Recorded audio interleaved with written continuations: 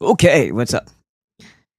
It is 7/7/2026 at 9:15 p.m. my time. Eastern is midnight already. It's already after midnight. So, wow.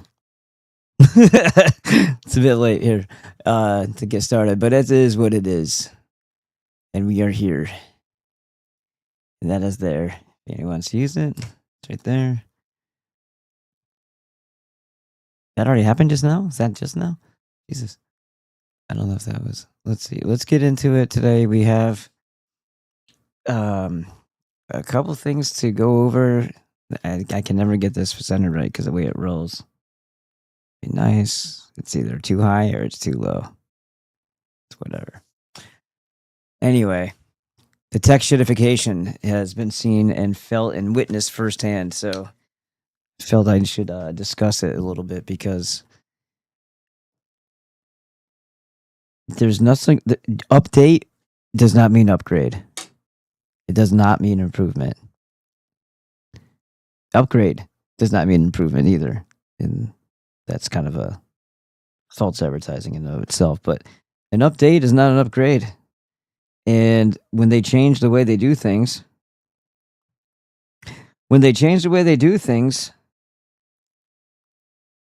and make things more impossible, less efficient, and less user friendly, what direction are they going in? Every single. It looks like I paid somebody something. We'll feel like 112 tomorrow here. Huh. Nice. So anyway, the reason why I'm holding my phone here while I'm talking, because I'm a rude asshole. But other than that, there's a couple things that we need to discuss, and they do fall. Oh, it clipped. I hope I don't have to turn this thing off and turn it back on. Hi, Karen.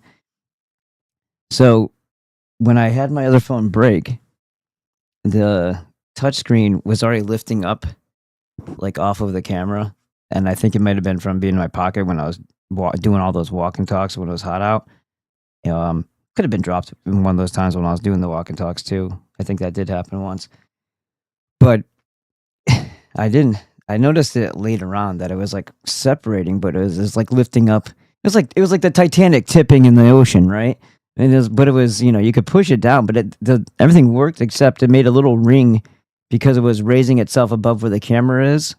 So the camera had like this like a circle around it, like a filter, making it so that you didn't have a full picture. It had this like weird halo around it, like it was a vignette, because it was up above the camera lens. So I knew I had to get a new phone anyway. But one of the days I just kind of like went like this onto the desk, and because it was already raised and it landed on a pen, it pushed it, cracked it, whatever, and the touchscreen didn't work anymore. You would think that they would account for that when it comes to transferring data, and they do. So two things happen. One is that they don't have anybody trained to do their actual job, standing in positions where they just want them to push buttons and spew pitches to sell shit. When you have no knowledge, like this is why car salesmen are told to learn every car. Like you have more authority when you know things. When you're trying to sell somebody something and you don't even know what the hell you're selling, that's a problem. And if you don't know how to fix simple problems for people, then they don't have any faith in you. And why would they buy shit from you if they have no faith in you? If they have it, this clipping is driving me fucking nuts. I keep hearing thump, thump. Hold on a second. I see dust.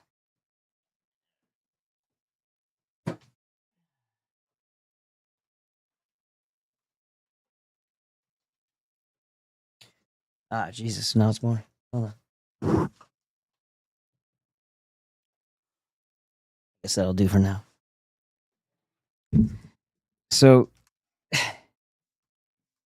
I told you that they couldn't fix my stepson's phone, but they wanted to try to upsell us to something that was complete and bullshit lie.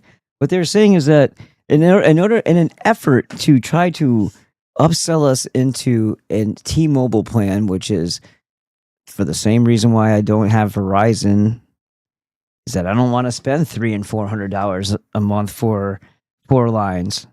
I can spend $125 a month, $122 with Metro by T-Mobile. I don't have to go to T-Mobile. And what they were trying to tell Rebecca, which they had no right to do because they're not supposed to do that to anybody except for the account holder. They're not supposed to try to sell it to one of the people who have a line with them and try to get them to make the decisions. That's fucked up.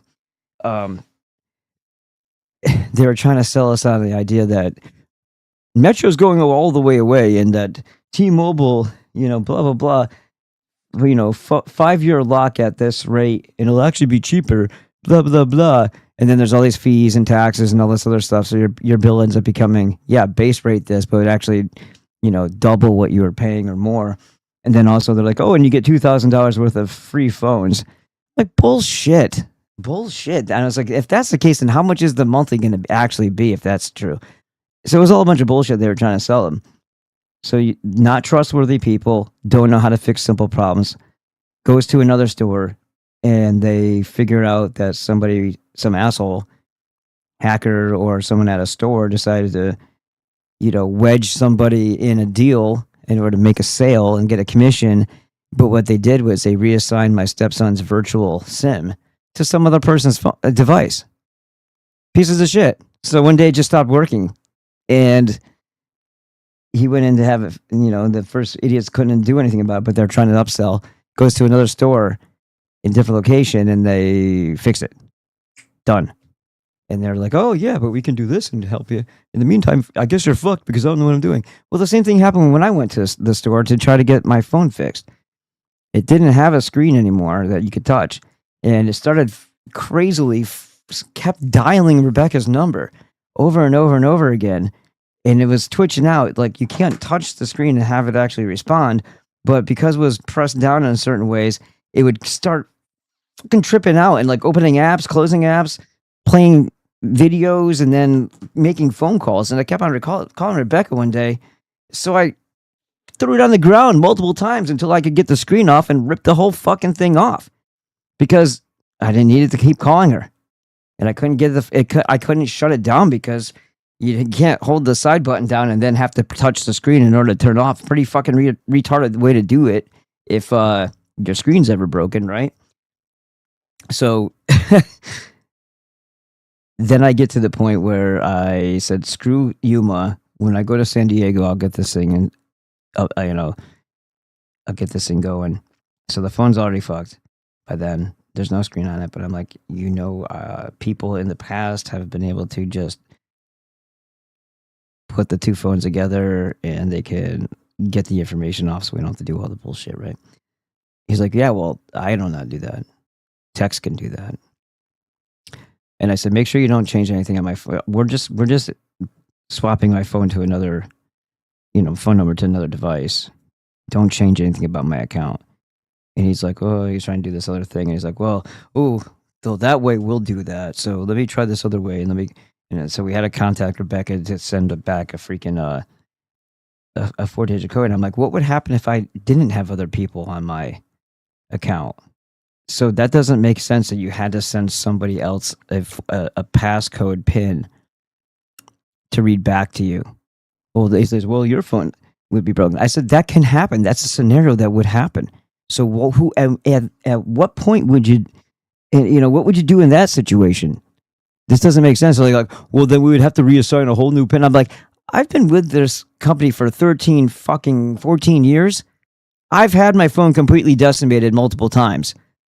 And that never was the case. I had the same fucking 8-digit PIN that I had since the beginning. So how are you just not understanding what happens? And are you lying? Or are you just not aware? Or did they really shitify this thing that badly that would be the whole thing? You'd have to basically start anew, and whatever the new deals are is what you get, because too fucking bad if you're grandfathered in. You broke your phone. Good excuse to fuck everybody over now. So, needless to say, they didn't transfer anything. So I had to manually input all of my new apps, which means I can no longer talk to Mike Adams because the Signal app, they're like, oh, do you have the QR code scanned from the other phone? I'm like, does nobody understand? Does nobody understand that sometimes people break fucking phones? Why would that be the only way you could transfer a Signal account? So now the only way I ever spoke with Mike Adams, the only reason why I had Signal in the first place, when I went through their bullshit and I can't restore, have to skip everything, and then I tried to actually look for people on there, they don't let you look for people on there. I don't know how we did it before, but you can't look for people on the Signal app. Don't ask me how that makes any fucking sense. There was a way for me to contact Dr. Monzo through there, but I can contact him different ways. And there was a way for me to, the only way that Mike Adams and I communicated. Gone because I wasn't able to transfer the data. Gone because the shitification of every fucking app, because they've removed all the people who knew how to do things and crammed the same position, the same role. They crammed a 300-pound purple-haired fat bitch into that seat who doesn't know anything about anything. And that is who owns their tech department if they're not saying from fucking India. So there's no the tech support and the people who are the quote unquote software designers of all these things have completely let everything go to shit and make no sense, become completely frustrating and worthless and useless to anybody who's trying to do anything with it. So going back to that, I the first place I stopped was Carl's Jr. to get some, something to eat before I left, the keto style, like just the burger patties. And I go to pay my bill while I'm sitting there, and it is $50 more, $54 more than it normally is. I'm like, that motherfucker. He told me he wasn't going to screw with my account. So then I had to call into the freaking Metro, and they fixed it. But I'm like, how many other people are going to be expressing that they have absolutely no right to have the position that they have? Like they can't function. They can't do the job. And that's just fine with corporate or whomever. These are all franchise places, so it's not even corporate run. Is this the best they can get? Is this the best that they can train? Are the people above them as inept that they don't recognize how stupid and ill-equipped their employees are? And this shitification goes on and on and on. So, again, wouldn't you think if you had a new phone, and let's say you have, like me, multiple Instagram accounts, well, there might come a time where you're just going to spend some time and put those back on your phone because you have a new phone. You want to have access to them. And you want to put different things on different accounts. You have one for your business, one for your, podcasts or broadcasts, and one for this and one for that, and one for family photos and family and stuff like that.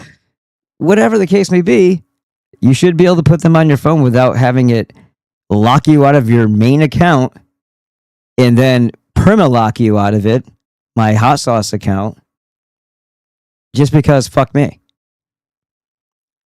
That's it. Because I was adding things and that was triggering an AI automation response. This is the other part of the shitification, is that AI and automation are being overused so that they don't have to keep people employed to make human decisions and discernment.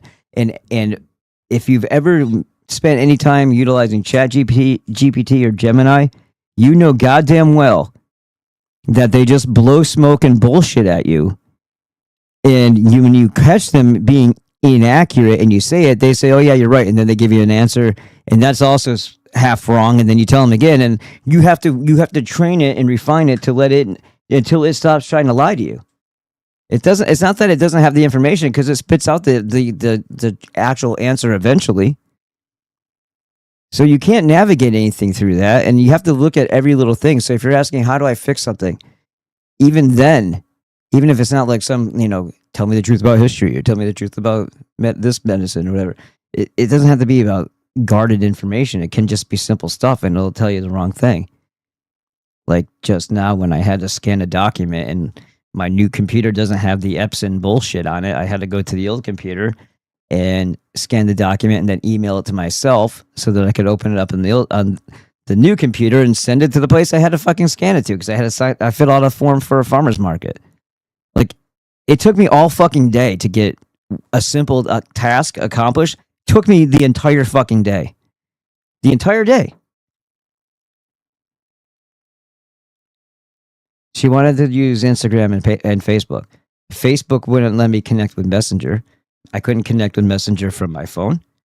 I couldn't connect with Messenger from my PC. The PC tried to send a message to my phone. It popped it up and it says, press whatever number is on the screen, and that verifies that you got this is who it's supposed to be. I did it 5 separate times, did it correctly 5 separate times. 5 separate times it says, we have prevented your login. I guess that's for my benefit. The security thing is going insane. And I'm going to tell you this right now because this is what Instagram did. And I want to explain this and express this. Even if nobody cares at the moment, you're going to care. You're going to care because eventually this shit's going to happen. You're going to have something that makes you have to reduce shit. And you're not entering into the world that you once knew when you first got these apps. Because everything has fucking changed. And the quality and the user friendliness of it is absent. It's not like diminished. It's gone. So what they do is they kick you out of your fucking accounts, and then they give you 2 options, and they're not immediate.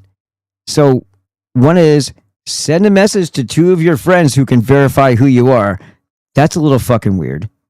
For kicking me out for editing my profile. And I don't know, adding the accounts that you know are they already know they're yours, and they're going on a phone, and they know the phone, and they know the number of the phone has been yours for the last 14 years. They know all of that and more about you. They play dumb on purpose to fucking make you insane, and they do it, and they say it's all about your security. I didn't ask for that. I don't give a fuck about that. I haven't had my identity stolen. Good luck, you retard. You got a 520 credit score fucking guy that you robbed his information of. Good fucking luck with that. Everything that you have coming to you deserve. Fucking retards. Yeah. When people fuck with me and they try to extort money from me, I tell them to fuck off for decades. So yeah, I have shitty credit. And I don't care because I'm never going to buy anything on credit. I'm not gonna play the game where I buy a house and I have to continue to rent it through property taxes. I'd rather just rent it to rent, and then I can get up and leave when I want to get up and leave. I'm not gonna buy any new vehicle because I'm not gonna be indebted to that. When I have cash, things happen. When I don't have cash, I'm fucked until I do. That's the way it's always been. I've never dealt with credit before. I've never taken out a loan ever. So I don't give a shit if my credit is bad because of one credit card when I was 18 and going to college, and it's already been paid off long, long ago. And then they try to fuck me with a student loan because I took a class over because I wanted to make, when I got more dialed in and focused, I wanted to get a better grade to bring up my overall average. So I took a class over and they said, well, that's a deal breaker for this grant money and loan. And so they turned it into a fucking debt and then doubled it on me. And I'm like that for 20 plus years. And then they robbed me of $7,000 last time we did our taxes. And that was their way of doing that right back at me. Thanks, Trump. Thanks, automation. They'll get you eventually, I guess. You cocksuckers. $7,000. And they're not done fucking me. They got 2 more grand to go. So yeah. So now when you get to that, attempt to get back in your account, they say you can send it to other people. Here's the other thing they tell you to do. Face scan. Look at here, back up, get into the little circle, turn, and then if you're turned, how the fuck do you know that it prompts you to do anything else? It doesn't talk to you. So you gotta look, you gotta do one of these things. Okay. Oh, I gotta go like this now. Okay. And then like that. Oh, you wanna go back up again? Okay. You wanna go like that again? Okay. So they're forcing you into a digital ID situation. So I doubt that this is all coincidental. I doubt that this is just happenstance, that they're kicking people out of their accounts, locking them out of the shit that they need unexpectedly, and then telling them that the only way they can get back in is through a digital ID, like a facial recognition scan, biometrics fucking data bullshit on you. Does that tell you anything about where things are going? And the plausible deniability, the deflection, the doing things to shit on people by proxy, using the excuse of that it's AI or it's automation or it's too sensitive, it's dialed in too high. Yeah, but it's not addressed. Right? So why the hell wouldn't you be able to edit your own accounts? Why people would be doing that routinely, especially when it comes to a link that has additional information like a coupon code that expires. I would change that information. And I found out that I had 2 links that were identical. I don't know how that happened. So I went to go delete one of them. And that's what kicked me out of the Ballbusters account on Instagram for fucking days. It's been like 4 days now, and I'm still not in my awesome hot sauce one for Instagram. And that woman wanted to communicate through there. So I finally found her on Facebook. And she's like, well, just DM or contact me, because I was on my business account on Facebook. I didn't want her to see what was on my personal account, because I don't know if people do that and scrutinize and find every little fucking reason to not have you be part of something. And, I sometimes post things that are, fuck everybody. This is the truth. This is what I'm talking about. So I didn't want her to see that other account. I just wanted to see the one. Just the one. The awesome hot sauce one, when everything's sanitized. It's all about the sauce. And it wouldn't let me message her. And I think it's because either she wasn't following me, or maybe business accounts can't message each other, which is kind of retarded. And when it comes to networking or getting anything done, so I couldn't message her directly. But when I got out and I looked and put in myself in my personal account, and then went to look for her business thing, because she doesn't have a website presence, and she would, every time I told her I had an email address, she didn't send me an email with the form I had to fill out. I was saying, I gave you my number, or you could text me stuff if you wanted to. I gave you my email address. So if this has to do with paperwork, send it in a fucking attachment. I don't know why I had to fucking do this through fucking Facebook. But I finally got through, and then she sent me the form in a Facebook Messenger app. I couldn't fucking believe it. I'm like, is this how people do business? Seriously? This is not professional to send things through fucking Facebook. So I got the form, I filled it out, and my scanner wouldn't scan onto my regular computer, so I had to go on the old one, like I said, and figured out how to do that. I don't have Epson Scan Smart, and you can't just upload that. You have to upload this whole package. And I looked at the other computer, and I saw how much bullshit was tacked onto it. And I'm like, I'm not gonna shit up my new computer with that shit. I'll just fucking change computers when I have to do a scan to a document, right? So that was that. I mean, the printer works just fine on both computers, but I guess if you have to scan, it's something special and magical. You can't fucking do it without a fucking app, or without it, you know what I mean? So I finally sent it over to her, and she said, great, see you there. And I'm like, yeah, but that took me all day to fucking do all that, because everybody that you wanted me to contact you, and if I didn't have determination, most people would have given up, because this has been a 3-day process.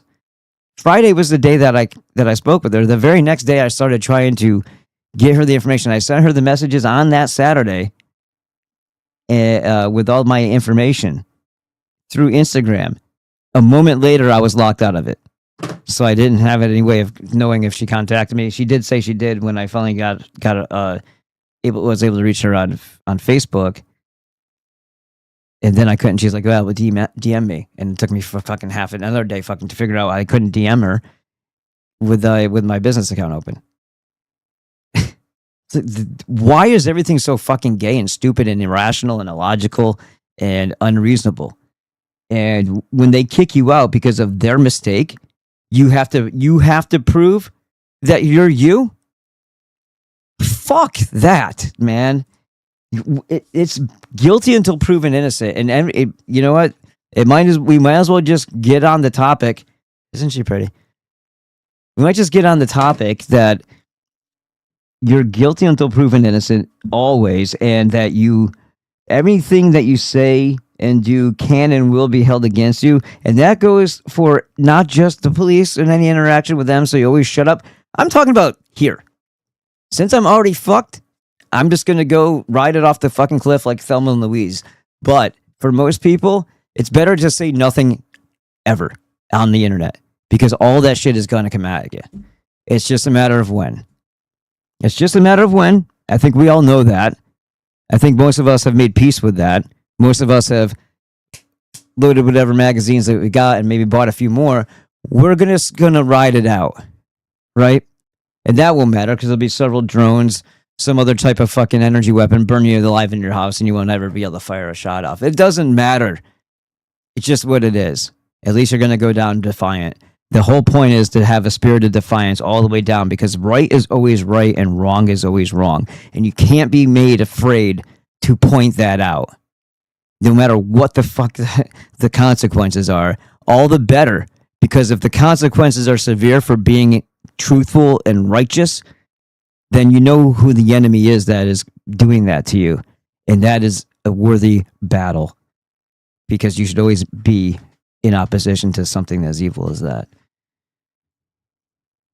Now, let's not martyr ourselves. Let's be smart about it. But we don't have time to dick around with all the shit that they throw at us and try to get us to distract ourselves with as being the problem. Cut through all that bullshit and go directly to the source with all of your effort, your ingenuity, and strategy. Don't worry about the side arguments and the side fights and the side issues with groids and Brigittes and all this other bullshit. And if they're not raping or murdering your family and friends or you at the time, or lighting them on fire, pass through that shit and use that fucking energy. Don't disperse it against the bullshit. Don't disperse it and try to do this before the robo-dogs and the drones, because then you'll be dispersing your efforts on that just to fucking stay alive. We need to focus on the source of the problem and address that once and for all. And if we can do that, we have chance. If you get enough people to see the flow of this shit, even if they're useless at all other times, maybe they would lend a hand, because it's just the thing to do. Not because they're righteous, not because they're noble, honorable, have any character. It's just because they just do what everybody else does. We'll deal with them afterward.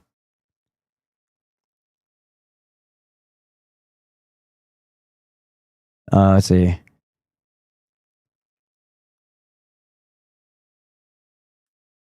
I'm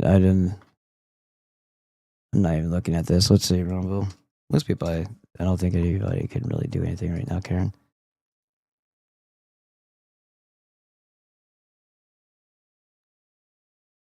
Yeah, I'm not really worried about it. Though it's okay, Karen, if you go. There's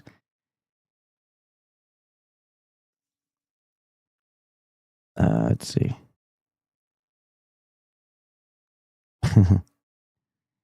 So all that to say, holy shit, it was a very frustrating day.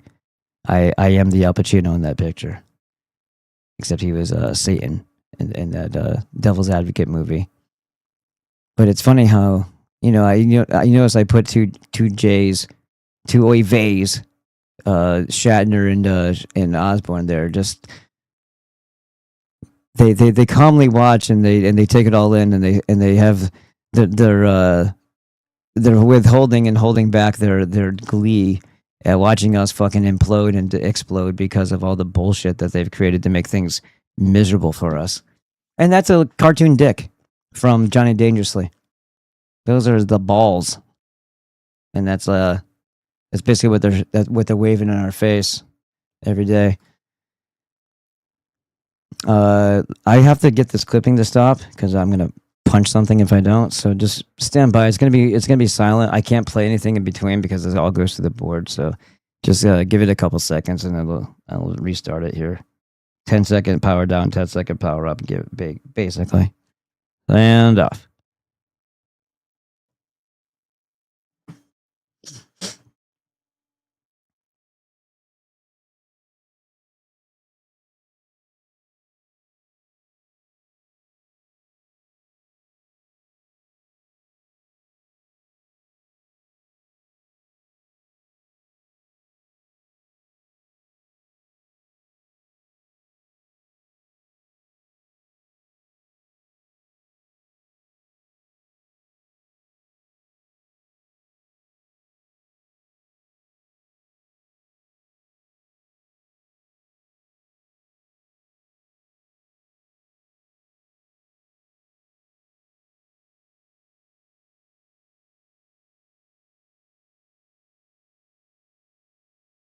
It's already 8. I got to go get Elijah at 8:50. 20 minutes home just to turn right back 20 minutes. So I said I might as well just wait. She jumps and says, "So I can finish?" All super happy. She's doing an arts. My daughter's doing an arts and craft project. Oh, that's cool. She's making like a little sled bed type thing for one of her 3D printed animals. We have a friend. It's actually part of the people that actually run this thing called the Family Room. It's like a homeschool meetup thing that has like lessons, and it's like educational, and like it's not just a daycare, you know what I mean? It's like a whole thing. It's a whole curriculum, and they do a lot of crafts, and so that's what my daughter is doing over there. She's burning the midnight oil to get it done. It looks pretty good. It's well put together. But they also like I think the father, the husband of the woman who runs it, has a 3D printer, because all of a sudden we started getting all this 3D printed stuff, and we used to buy it from people who made it at that Friday night farmers market. And I was the one buying it, so I remember where I got it from. And then these other ones started appearing, and they were really nice. So he does really good. He does a good job, or he has good templates or whatever. So she's got like a sloth, a tree that the sloth hangs on, and she's got a little mini one. She's got a couple ones that are like keychains, and she's got a whole collection. Like it's a neat thing. The polymers that they use for that, just I've noticed too, are not. Those are more brittle types of plastics. That's a whole other type of plastic quality or material than the stuff that they used to make lower receivers. Just in case anybody out there is considering that stuff, while you still can, before they put the digital locks on it and brick your freaking 3D printer. Remember, you can't. People who are so stupid that they think that you can 3D print. Maybe if you had one that did metal, I don't know how much money you would need to have that, but you can't 3D print parts that are going to be under excessive, violent, pressure or movement. You can't 3D print a plastic spring or like a barrel. Like, I don't know why people think that all the components come from a 3D printer. It's just a lower receiver, and it's not the trigger. It's none of that. It's just the lower receiver, the part that they make you serialize, that you could make on your own. And if you in the workaround when people are buying 80%ers, where if it's not completely finished, it's not a gun part, and therefore doesn't need to be serialized. So you could have some anonymity the way God and the founders wanted it to be. There wasn't supposed. If you wanted a cannon or a Lantern air missile, friggin' mortar, you should be allowed to have it. The only time that the government should be afraid of people is if they're doing something wrong, right? Otherwise, the people should be there to back up their leaders. There shouldn't be some kind of such upheaval and turmoil and mistreatment that they're afraid of you when you have a weapon in your hand. They should be able to feel more confident, and you should feel more confident, knowing that your leadership doesn't want to keep you defenseless around other fucks in your country or outside. A sure sign that you're the target is when they try to disarm you, and they act scared of you so that they can scare the soccer moms, and the oy vey invade, and they make every town USA type shit with freaking Bloomberg, and moms against whatever the hell, that's absolute insanity. You should be allowed to have anything you want. If they force you to find another way to continue to have whatever the hell you want whenever you want it, then that's because they made you do that. They forced the hand because you maintained your rights one way or the other, and you ignored the fucking unlawful, unconstitutional, repugnant law. And yeah, you still have to buy all the other parts. You just don't have to have it serialized. Therefore, you don't have to do all the other bullshit. And every little thing these days can get it make it so that you don't get to have, according to them, which I mean, shall not be infringed. Do you honestly think, and if you're not a violent felon, and even if you are and you did your time and you're not a groid, right? Because even if you are, think about it this way: if everybody was armed and people weren't afraid of being put in jail simply for self-defense, if our leadership and our government was working properly, everybody would be carrying or concealed carrying all the time because it would be encouraged. It would be part of the culture, and it's most certainly part of a healthy society. It's a polite society because everybody knows that just about everybody could be armed, so you wouldn't attack them unless you were prepared to, get shot at, potentially. There'd be less raping going on, a lot less robbery, and overall, people would keep their fucking stupid mouths shut because you never know, right? So, in an atmosphere like that, where everybody is armed and able to protect themselves, the cowardly bitch criminal groid or Pidgey or whatever the hell they are, Muslim, Jew,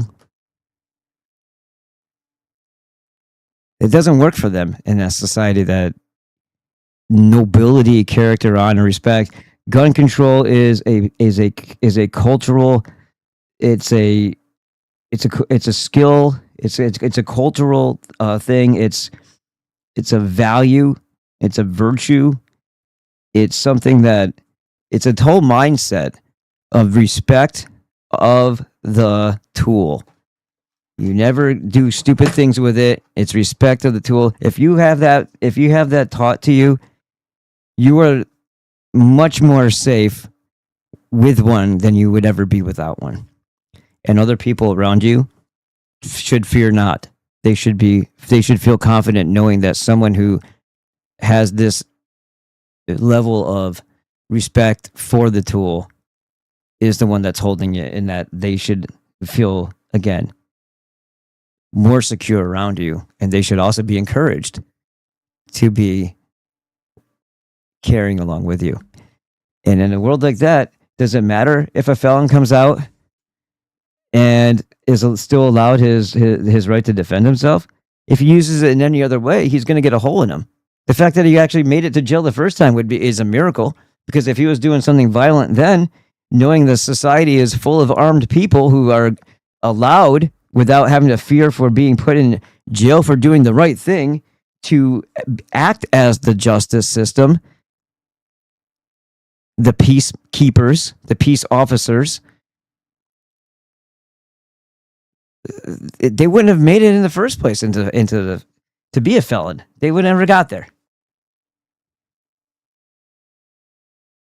Unless somebody took pity on them and just, held them until useless fat authorities could waddle their fat asses over there, or their fat female asses over there, and get 5 of them to carry a guy to a car. So there's that. I think people need to stop being so obedient and stop asking for permission. If it's obvious, logical, and you know that you're responsible, or that you have the proper mindset for something, don't ever let anybody tell you that you can't experience your life that you have to live in a different way than what you want to live it. I don't care what the thing is. I don't care, unless you're doing something to harm other people, in which case you're a piece of shit. If you're harming evil people, by all means, continue. Okay, if you're preventing bad things from happening to good, innocent people who don't deserve it, and you have to do something that other people would find icky, keep at it. And I'm proud of you. Go Dexter. Go Dexter all over their fucking faces. So there's a couple things I have to also tell you tonight. Let's see. Nagurski says, "This is cool, Karen. Okay, you guys talk to each other. 9/11 happy everywhere. It's far beyond snitch culture. I've had cops called on me." Or 911 happy. Yeah, okay, there we go. That's right. "I've had cops called on me for such trifling things as using the public shower. It's always a certain folk. Jewish practice makes perfect. Yeah, yeah. There's a lot of just plain silliness and retardation. A lot of places. Let me hit a refresh on this to see if there's anybody even here. Oh, yeah, there's our magical two again. I don't know what's going on with this thing. I know it's late and everything, but I'm starting to wonder. I'm gonna try doing a broadcast on a different day, like a different time of day, and see if it does anything differently over here. If it doesn't, then I'm gonna know that I'm being like, even on a small platform, pigeoned.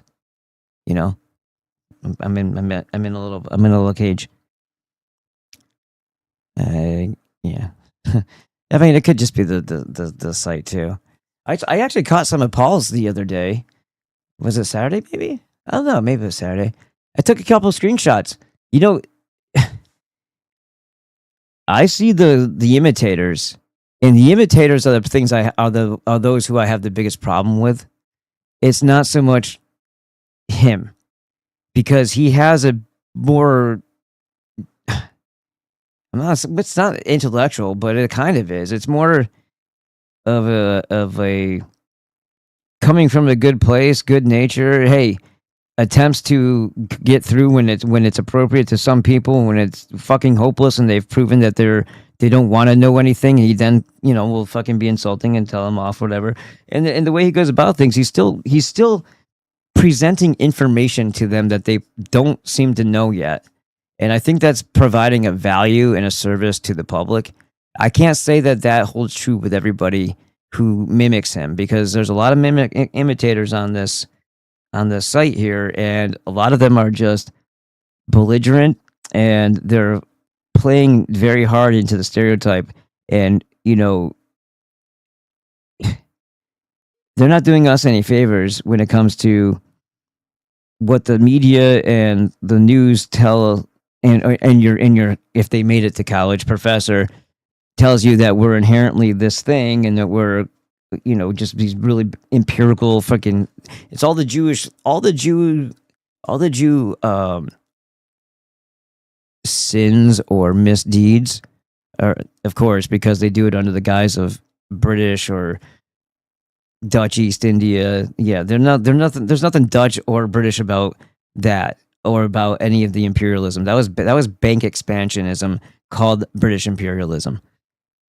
Any of these other, again, I guarantee if you went back into the history and you started looking at, okay, there's a level of conquest that is done in this like noble way where people are, it's just like the way the Scythians did it, or where the Gotharians did it, the Arias. They didn't then decimate the culture or put it a citadel around them like they kind of did with Palestine, and then just prey upon them and brutally torture them to death and starve them to death and bomb them to death for the next 80 years. Our people would never do that. They treated those who they defeated with honor and respect, those who deserved that, right? Not everybody. Not everybody deserves that. Some people are pieces of shit. They just got to get somewhere else, if they can't be exiled, because sometimes those people who get kicked out of a territory come back with, especially if they're subversive Jays, come back with an army that they riled up and convinced that they would be able to help defeat you.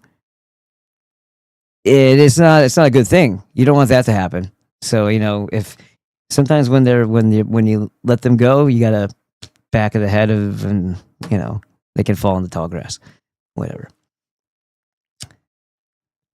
But yeah. Anyway, what I was getting at with the whole amigo thing, or whatever, how the way you pronounce that, is that there's some people that are playing really heavily into the stereotype that we're inherently just pieces of shit and belligerent assholes, without any substance to back it up as to, here's some information, here's something that you should consider, trying to bridge the gap with at least the youth of the, ethnic European people before shitting on them. If they decide to be idiots, then you go for it. And some of the black people, he even talks to them for a little while, and some of the other people. But you can tell when somebody's just jigged out and they're waving guns. Like, that's the one guy I saw. He was just going, like, what is with you sitting? Like, who taught you that behavior, and how do you not think that that's to fuck you in the end, right? Literally in the rear end when they put you in jail. But I mean, if somebody this learned behavior of going online where everything can and will be used against you, and you start waving firearms, now that's not somebody who has respect for the tool or knows anything about how to properly maintain them. The idiot was even putting it to his own head. Not with one in the chamber, but he had a mag inside. That's stupid. That is not a decent individual. That person should not be holding those. And I happen to notice that groid. Let's see if I can find the picture. I'll put it in this message here, right here, and you'll be able to see it. If I can find the right one. From what it looked like, he had a baby stroller in the corner. So that asshole, that fucking loser, that immature piece of shit, waving guns and showing drug pills and at Paul toward the end of his Miggle stream. Here's the cocksucker right here. Let's see if I got more. This is one of them. File size too big? Are you a fucking nigger? Dude, I fucking swear, every fucking stupid thing about technology is the biggest fucking... It takes 50 fucking things, steps to do something so fucking simple. So fucking simple. Oh my God, dude. So now I didn't say close. All right, hold on. I've got to put it through a fucking Pixlr thing now just to show it to you. What the fuck is it? Screenshot? I didn't say screenshots, asshole. Right here. Don't do that. Unfucking real.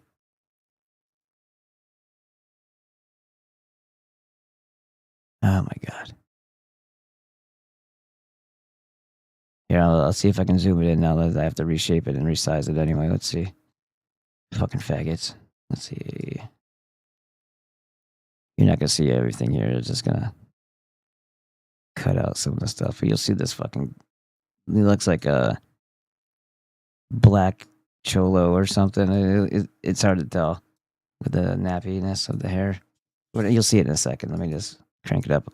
Is 950 kilobytes sufficient? You fucking assholes. And I'm not blaming the site. This is typical everywhere you are on the site. It's just a matter of, does everything have to have 15 fucking steps before you can actually just do something? Hey, I want to show you a picture. Has anybody ever said, stop, that picture is too overwhelmingly big?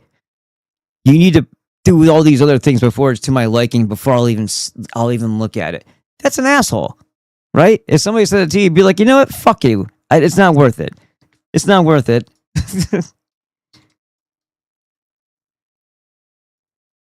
All right, let's try this again. Suckers of cock. All right. I just put Paul with 2 L's. I think I already have another one named Paul there. It's not because I can't spell. All right, so all that just for that. But you see this guy here, right? What's that in the corner of his house? You see right before the split in the screen there? Can you see that? Is that a stroller? Is that a high chair? That looks like something with an arch over it for a child, right? Or is that just... Am I seeing things? I think it's... Whatever. So, I guess baby's asleep, and this is dad? Is that what we're to conclude? Yeah, good. Defend your family. Waving them around in front of people on the internet. Faggot. And then showing your pills. Oh, so you're a drug addict and possibly a father.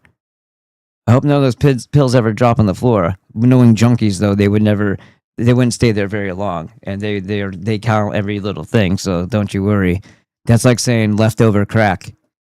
There's no such thing as leftover crack. There's no such thing as you left powdery residue. Like I did? No, you didn't.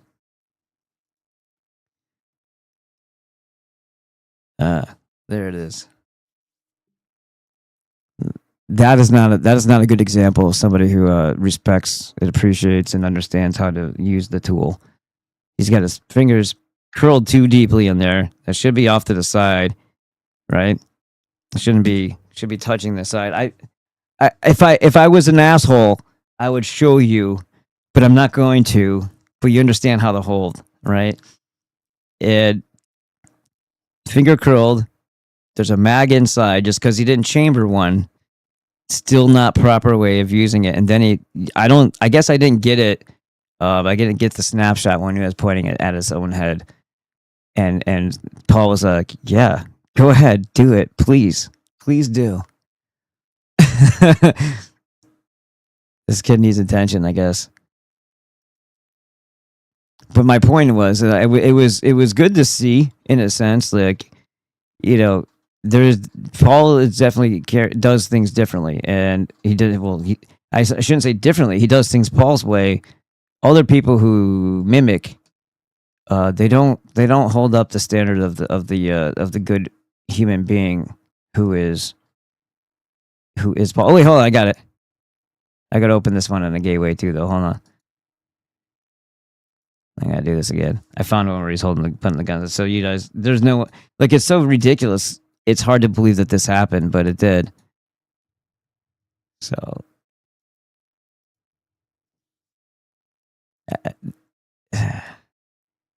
it's hard to say that it can't be staged when it's Omegle because it's fucking random. But like, this kid's just that much of a cliche idiot that it just seems like it can't be real. Hold on, give me a second. As they say, I was gonna say something, but I'm deciding not to. Yeah, that's right about where it ends, right there. Oh fuck, that looks shitty. Hold on.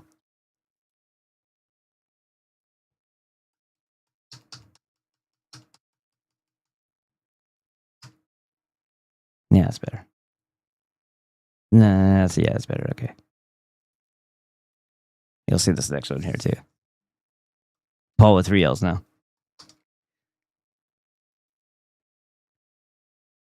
All right, here's the other one.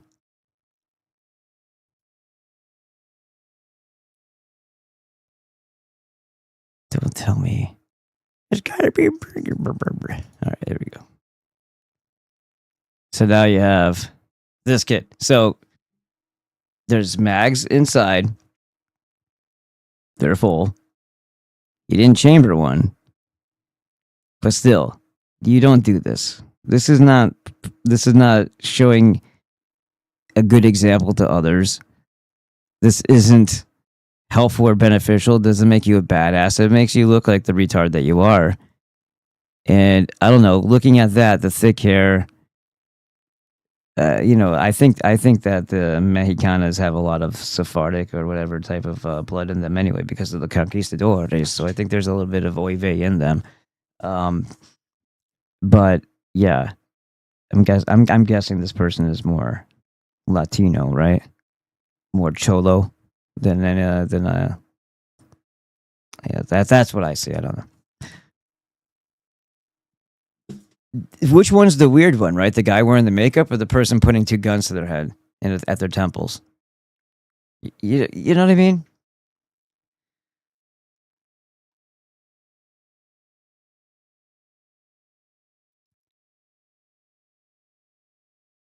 So that was what I was looking at, and I'm like, I can't believe this idiot kid. And as best as I can tell, that's a kid's stroller or chair right there. Something. So this is dad. I didn't get the picture. I didn't snap the shot of him showing his drugs and showing up the prescription drugs to Paul and showing the pills like he's a tough guy. He didn't say a word. He was just like, "Hey, it's fashion show or whatever. It's show and tell. Show and tell with Paul." Paul handled it pretty well, and like that was my point. Like the interactions he had, he wasn't just like aggressively belligerent. He is Paul. Paul's doing Paul's thing, and when you see other people that imitate him, they do a very poor job of it because they don't have the same substance of character. So when they do things, it's more hostile. It's less, hey, let me learn you something here, kid. They don't do that. They just they bring down. They're not helpful. They're counter. It's countering. It's the opposite of helpful. Is that a better way to say it? Let's see. And by British, you mean the hideous Arabian monarchy of England and the even more hideous Jewish Bank of England. Exactly. Exactly, Edward. And thank you, by the way. I think you already did it, Val. That's quick. Um, let's see. So we were headed to, oh, and I have to show you something. So remember that day, and I guess I'll just pull it up to show you. So some little shitbag, and it doesn't change anything that I said about how this would have happened and 25. what exactly would cause it. It would be a copper deficiency, amongst other things like loss of collagen. But this fucking little shit, Nocturnal Kent, who allowed, I guess, people to. It wasn't. I don't know how it even began. Someone said something, and it wasn't. It wasn't argued, and then it was. It was enough of a thing, of a shit show, that it wasn't just Greg, but a lot of people said this kid just died of, and they said it was an aneurysm. Now people don't think he had an aneurysm at all, and they don't even know what the hell happened, if anything. And this kid is like doing like filler injections in his chin, in his jaws, and then they tell him, "Yeah, take the master gum, buy the master gum." Whatever. So anyhow, this kid is not dead, Nocturnal Kent. But everything that we discussed in this video, which I think is still really important, and everybody should watch it because it helps you understand one of the examples of how bad things can happen if you don't have elastin, if you don't have your 90 essential nutrients, and if you don't have additional copper or enough copper. And that's one thing that you're deficient in, because you'll have constant chronic fatigue, bone and joint soreness. You're going to have oxidative stress because your iron to copper ratios will be out of whack, and you will not be a healthy person.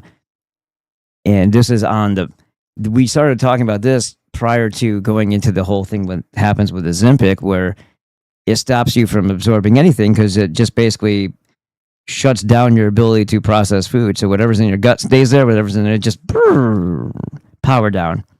And in that time period, you're not getting any nutrients.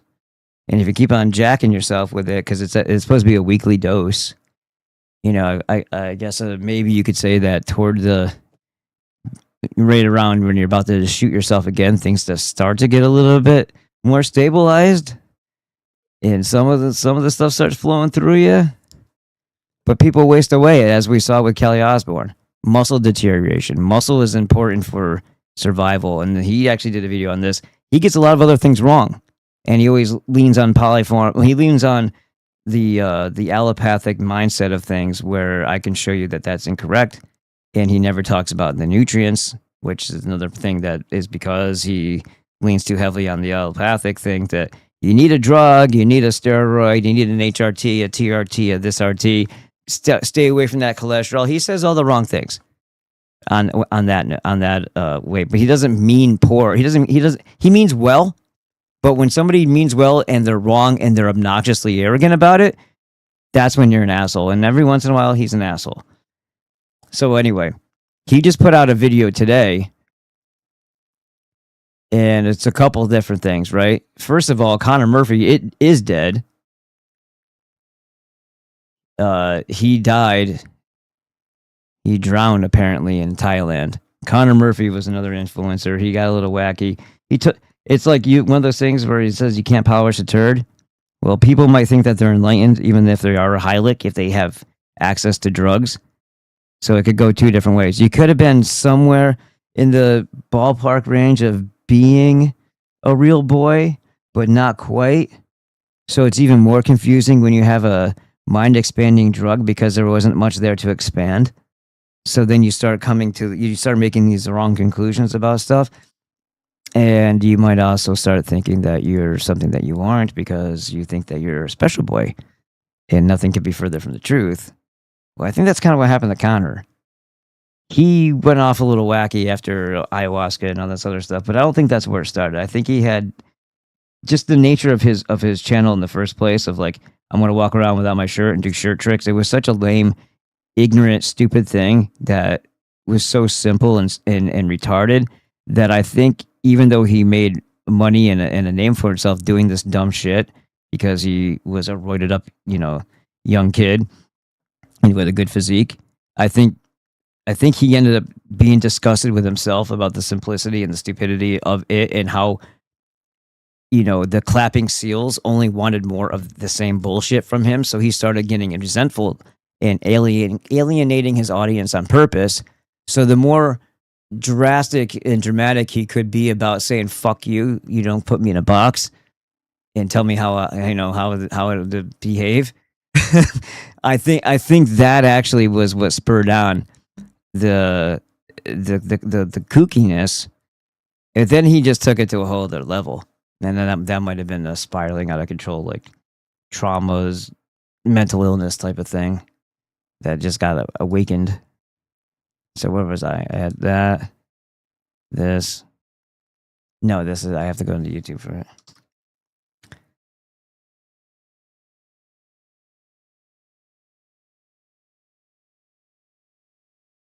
Did I say that really? Did I really do that? Greg douching the set. Why are we seeing that again? It's so gross to look like. Who wants to look at a video that's about something like that? My God, dude. My God. You're drinking a Minute Maid and a bowl of cereal at the time you're talking. You've already fucked up for the day. Stop it. So he took down the other video that I played here. So you, one of the places that you'll see that video forever is with my commentary here on assumptions killing the Octa Google. And that is the one that has like the matrixy looking thumbnail on it. And so he took it down because this is only 11 minutes long. We'll get into this, but let's look at the chat real quick. Make sure everybody's happy. Is everybody happy? Y'all's happy? Say something if you are. Follow if you're on Crusaders. I'm going to give it a week. If we don't hit 300, I'm just going to go beep and be out. You guess what, though? I found out because I tried already. I tried twice today, in fact. You can't delete your own account. It just stops. You can't. Yeah. Anything you say can and will be held against you in the court of law or the court of public opinion or whatever. Feds and Jews. Jews are feds. What am I talking about? As in they control it. Same entity, right? It's enforcing with the whims and it's there to make them happy, to please them. That's what it's made for. It's like CIA. They're spies to spy on their territory, which is America. And other, obviously clandestine operations, foreign interests, all that other intrigue, which is kind of silly because wherever the banks have already conquered, they already operate and manipulate those countries. So it's not like they need to do a whole lot of espionage. It's like, really? Maybe to smoke out people who would be resistance to whatever regime that they have installed. What's up, Realmatic? That they have installed for the sake of putting the people in debt prison misery and slowly sapping away their will to live as they're doing to us and ruining every fucking thing that they touch. Yeah. So the majority of everything has always been about fucking with the Americans and the civilians, the population here. And they just get bolder and bolder, one world war after another, as they're using us to bulldoze and destroy countries that we should have been natural allies with in order to eliminate the banking cult in the first place. But no, the banking cult already owned us. They already had the people in the right spot, so they were guiding they were at the helm, right? Pieces of shit. We got to fix this, and we got to do right by quite a lot of people. So the sooner we get on it, the better. I'm going to show you a couple different things tonight. We'll get into some of the Instagrabelones if I can find anything that we haven't seen yet. In a effort not to be... Oh, yeah, there's a couple of 2 trees. In an effort not to be redundant, you see. There's some fun stuff in here. Whenever Asians make something that is a devastating weapon, and they just do it, and they're little geeky people. You got to respect that. You got to put some attention on that.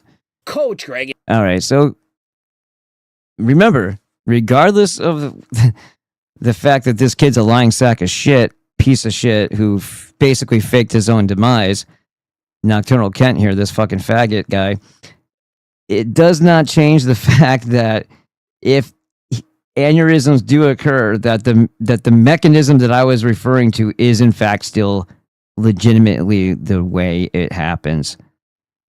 That it's genetic. We went through this whole thing that other video. I don't want to go through it all again. Just watch Assumptions Kill in the Octa Google. Yeah, when I try to make titles that you don't forget after you've heard them. Like what? It sticks at you, right? It's like yeah. All right, I'll be back a second. I gotta see if anybody's home yet. I don't think they are yet. In today's video, I have to make an apology. I was duped. I was tricked by this asshole. And that, for all we know, both of these things are augmented with fucking Photoshop AI. And this right here, if you saw what this kid used to look like, this whole thing, he basically doesn't have any ears when you look at him from the front because his cheekbones hide them. That means they're pinned back that far that they don't stick out even a little bit. Like, that's not normal for most people, that you can't see their ears when they're looking straight at you. That's weird. It's weird. But a lot of this are, in the injections. What is in these injections? If they're, when I say they, I'm talking about the pharmakia cult of child-eating vampire banking elite who are also involved in the genocidal eugenics program that is quote-unquote healthcare, where everything is about convincing you that something devastatingly harmful to you is going to fix you. If they want to put something in you that is more compatible with whatever or causes a greater response in you when they fire up their towers that emit whatever the hell you think it emits. If you don't think it's millimeter waves, if you think it's something else, whatever the hell you think it is, if it interacts with something within you, metallic pieces, heavy metals, some other thing like smart dust, nano dust, that could maybe be like sensors inside of your body, make it harder for you to, I don't know, hide behind something because you can be picked up on a scan. The thermal scans can somewhat be kind of, but you get it. There's different levels of being able to evade things. But if there's something inside of you that is interacting and taking measurements and able to send that information back, there's no way to hide from whatever's collecting that data. Correct? You're a liability to other people because of that shit that's inside you. They can find any group. They know where the groups are. Of course, they're not going to attack when you're ready for them. Jews don't do that, right? Remember the Deir Yasser or Yassem, whatever the hell it was. The Palestinians were like, no, Arab militias. We appreciate that you want to protect and kind of keep an eye on them, make sure that they stand behind their peace agreement. But we, in good faith, don't want that. Bad mistake. And then they went and they slaughtered them all, a bunch of them, and then prayed them and all that stuff. Because that's what happens. That's the punishment you get for trusting them, because they see everything that you do as goodness, as a sign of weakness that they can exploit. Evil, it's again luring you into the idea that peace is a possibility, and then they go and they kill you because you are noble enough to care to what do you call it? To make good on your end of the bargain. Then and that's your punishment for trusting them, is they murder you, right? What do you think is going to happen if they want to put something inside you with an injection and they tell you all about this COVID thing is really bad, and they try to get a bunch of people to get shot up in it, and then people are resisting it and nobody wants to do that, and a bunch of people got it, a bunch of people didn't, and so are those bunch of people that didn't more likely to go get a flu shot, though? Are they more likely to get a tetanus booster? Are they more likely to get mumps, measles, and rubella? Well, what do you think the fucking shit that they wanted to put in that they wanted to put in you when they were trying to push another shot? What do you think it is now? It's in everything that they can potentially inject you with. It's not just in that one thing. People get, myopic, or they get focused tunnel vision about the one thing. Oh, don't worry, I'm safe and healthy because I didn't believe that they were safe and effective. Yeah, okay, but if they're injecting you with all these other things, do you not understand the nature of these people and what they control? They control this entire quote unquote industry or pseudo healthcare system that is a genocidal eugenics program. Emphasis on the genocidal eugenics program. Whatever you're willing to inject in yourself, and these people are normalizing pinning steroids, pinning freaking Ozempic. Again, that could have other stuff in it, even though it's already bad enough as it is. Pinning terzipatide, another venom, and putting filler and injections and fat dissolvers and all kinds of shit into your fucking faces. They're injecting the fuck out of themselves. They're not just chewing on masseter gum and going to the gym and losing some weight. No, they're going through this whole nine. Guarantee you they're taking shit for their hair and they're 18 and 20 years old to make sure that they don't lose it. This is paranoia and self-hate taken to a level of almost like a diabolical emptiness, cockiness, self-love, self-hate duel within them. It's so weird.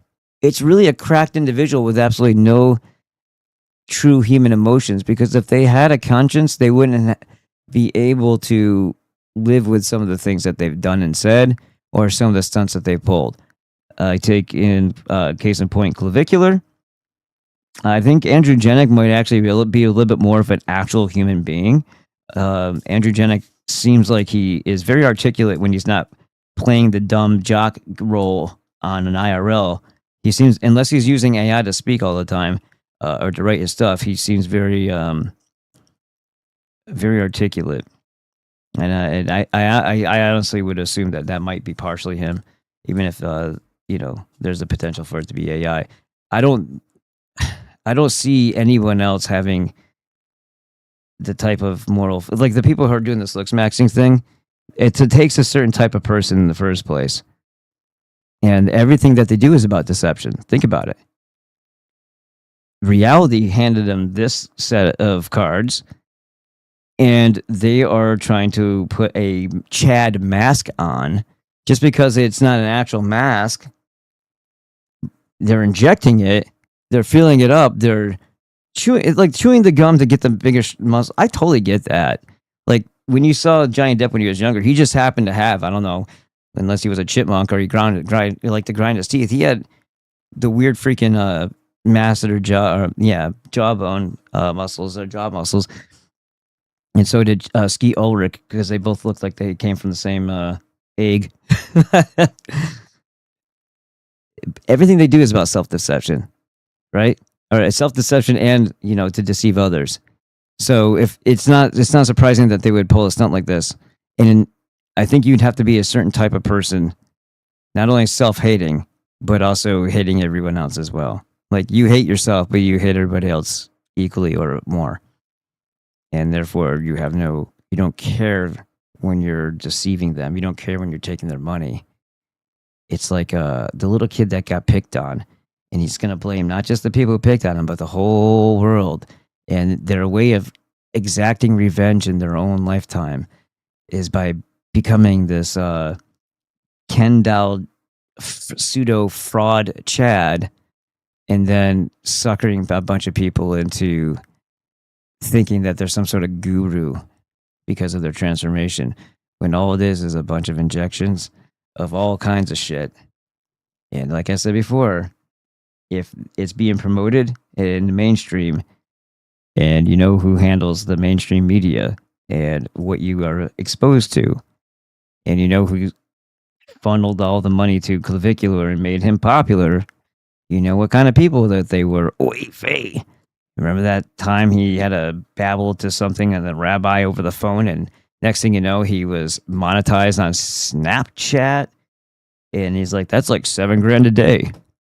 What? These are not things that I can comprehend because I don't live in that type of world, and I don't want those type of connections. Honestly, I don't want to be messing around with diabolical child eating cult members who pretend that they're doing magic when they simply let off, they turned loosen the release valve a little and let some steam come out because they're hoarding all the fucking money for and channeling it into only the things that benefit them, and they're the ones who are the masters of the money in the first place. So it's not exactly magic or mysticism when they can make something happen, because they're the ones that control the platforms. They control the flow of cash and who gets to be what and who doesn't get to be something. It's not magic. It's manipulation. It's a totally different thing. But they seem to like to sniff their own farts a lot. I did hear my daughter, so I'm going to go say hello. Maybe I'll pull my head off the screen here so you can see this fucking kid, though, right? So not a very good thing to just allow everybody to think that something bad happened to you and not correct them right away, so that, if you gave a fuck about any of the people that follow you, and you weren't just a vapid, empty shell of a human being with absolutely nothing going on inside you, with no fucking soul, you're worse than a Heilig. You're an empty vessel that with a Chad mask on it. Nothing about him being real. You takes a certain type of person to have no conscience like that, and they're promoting, again, injecting a bunch of shit. And if people are resistant to vaccines, that's okay. They're not resistant to magical fat loss injections or this other thing over here. Putting fillers in fat dissolvers, two separate things, in your face all the time. I'm sure there's totally not any nano. There's totally not any smart dust. There's totally not any mRNA or whatever the fuck. Of course not. Why wouldn't there be? Why wouldn't there be? Is the better question. Why wouldn't there be? Especially if they're trying to normalize it. They want us dead. And this superficiality, this looks maxing thing, does a lot of other things too to destroy society. They're the ones who popularized the concept of an involuntary celibate in the first place, and now every involuntary celibate is a mass shooter with a manifesto in their pockets. Do you see how that goes? Jews in the front, Jews on the back. Let me get my face off of here. Hold on, where it goes. Face off. And I made a video on Nocturnal Kent, who actually had faked his death. And I fell for it. In case you didn't see the last video, I've taken it down because it's not true. I'm not here to spread lies and misinformation. I posted that a Looksmaxer had passed away from an aneurysm. It was about 5 or 6 days ago. Now, the reason I fell for this is because that was the information that was provided. Many people are like, well, why didn't you check? And I'm thinking, did you want me to somehow contact his mom? Hi, it's Coach Greg. I need you, Mom, to tell me that your son is no longer with us. You have to kind of use your head on these types of things, and that is not realistic.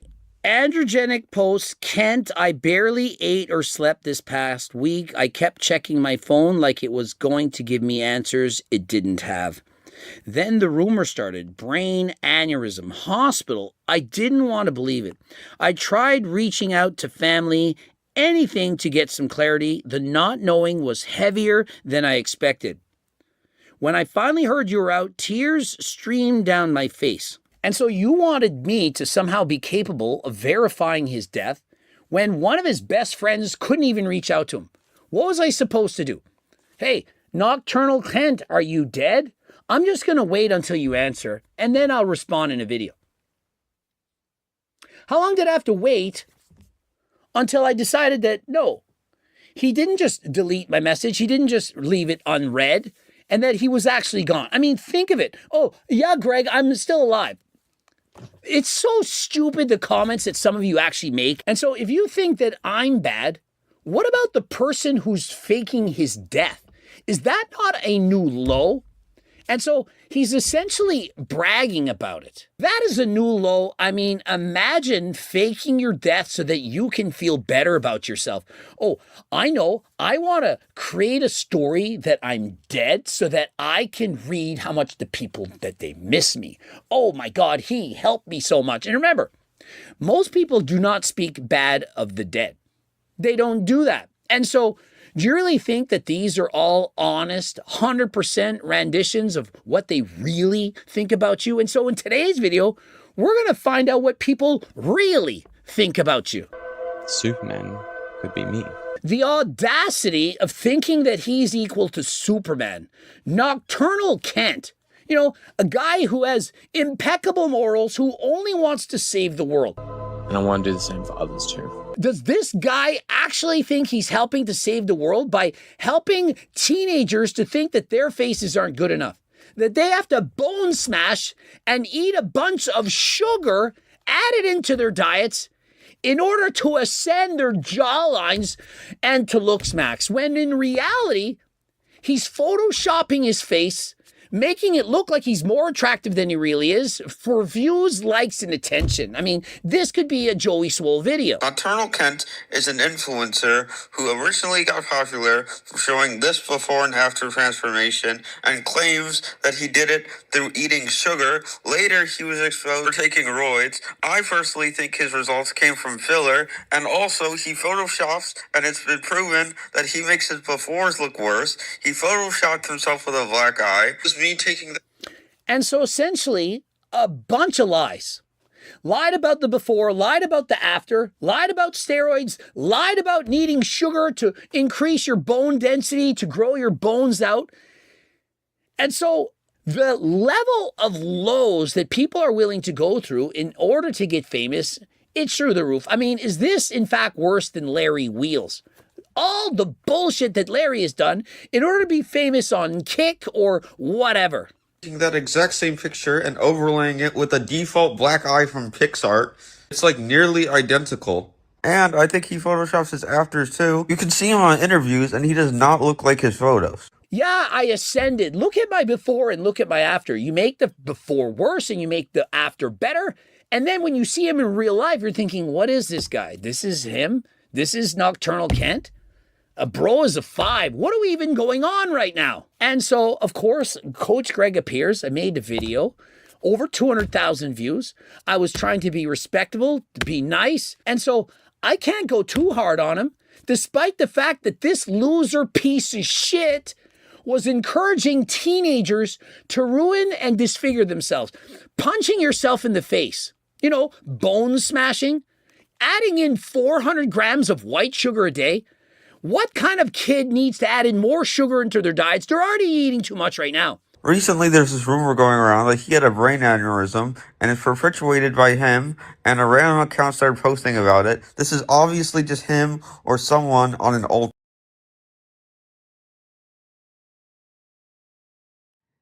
Here's the thing with this guy. You can tell he's also trying to look smack. He's got something going on with his nose. I don't know if he always talks like this or if he's talking like that because you can see there's stitching around his nose when you see his face. And he didn't This say guy, anything see? purposely, so people would say he's dead, and now he can just come back and be like, oh, I wasn't dead. I never said I was dead. And so they can get away with it and say, I never said I He looks like he has the clavicular nose surgery. That's how they went in underneath too. I didn't post that. And even if you did not, let's pretend there's a 0.1% chance that you didn't plan all of this. When I post my video and there's hundreds of thousands of people that watch it, what do you think the chances are that he doesn't see it? No, I was just too busy. You know, I hadn't been on the internet. My mom, my dad, my cousins, my friends, androgenic, that guy, the balding guy that they stole his hat off of him. I even talked about him in the video. What are the odds that none of these people saw that video? that no one who knew them sent them the video to watch. The only way that's possible is if they purposely said, I'm not going to look on the internet for 5 days because we know somebody's going to send me a video and I want to plead the fifth. I want to pretend that none of this has happened. You can't ask me anything. We're on to you. How hard would it have been for me to get one single message? I read my ATMs multiple times a day. And if I'm not reading them, I have assistants reading them, and they send to me all pertinent information. And so I had no information saying that this had happened. I even sent this to various other creators saying, hey, you should probably talk about this story. It's a big story in looks maxing. Nocturnal Kent is dead. He's no longer with us. And so I am trying to get the word out because I'm trying to make a difference. I want people to realize that bone smashing and all this bullshit, it's not a good thing for the world. That all these teenagers looking up to Clav and so on, that it ain't it. On top of that, I don't know too much about this, but apparently a brain aneurysm takes multiple weeks to recover from. I honestly don't even believe that this dude was in the hospital. And so does anyone think he even had a brain aneurysm? What? He had a brain aneurysm and didn't die? That's the story? And so it just put him in the hospital for 5 days and he's just out now. Hunky-dory, he's perfectly fine. Do you know how serious this actually is? There's a lot that's made you trust me less over the time I've been on, and I want to steer away from all that. Away from clickbait and controversy, and into what actually matters. Away from clickbait and controversy, yet you fake your own death? Do we even believe the aneurysm? Imagine, I literally could have gone to the hospital, my heart skipped a beat, and I don't post for a week, and people start saying, Coach Greg, he died of a heart attack. I come back and say, wow, I couldn't believe the outpouring of emotions, the mourning. It was amazing, and I reflected on how much I want to help you even more. Really. Like, no one is believing this. No one at all believes this. Not one single person. It's time to bring Kent back. The Kent that helped. The Kent that was your friend, who responded to every single message he got, no matter who it was. Not responded to every message, no matter who it was. It's because there's only 4 people that wrote you. It's very easy to respond when you only have 4 DMs. Oh, I respond to everyone. All 4 of you. Come on. So let me get this straight. You faked your death by pretending you had a near fatal aneurysm, and now just 5 days you magically got out of the hospital, haven't watched any videos about people talking about your death, and you're now making a post about this, and we're supposed to just think that this is cool. Greg Doucette, you got baited. So another fake stunt, just like the fake email where plastic surgeons were plotting to take him down. Rest in piss, bro. Give us medical proof of your aneurysm signed by your neurologist and diagnostician. Aneurysms take at least 2 weeks to heal from. You have lost trust with all of your publicity stunts and lied. Aldo Brandini, that's funny. That's interesting. You know what that name is, right?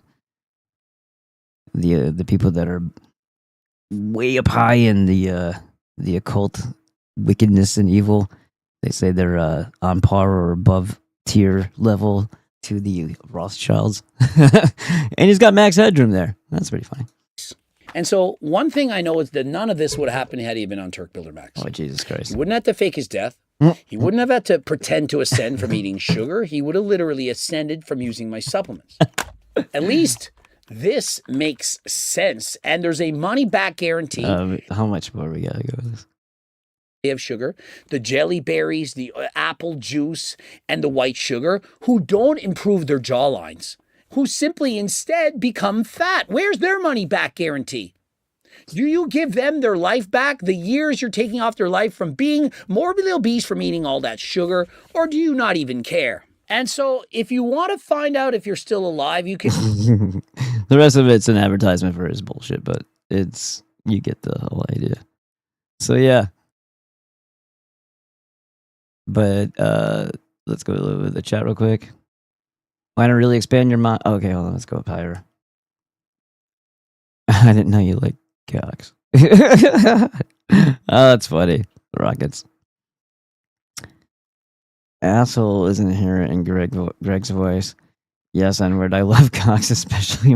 What the hell? Why not really expand your mind? There's a quote that I believe emptiness is the space that hold on, let me restart over.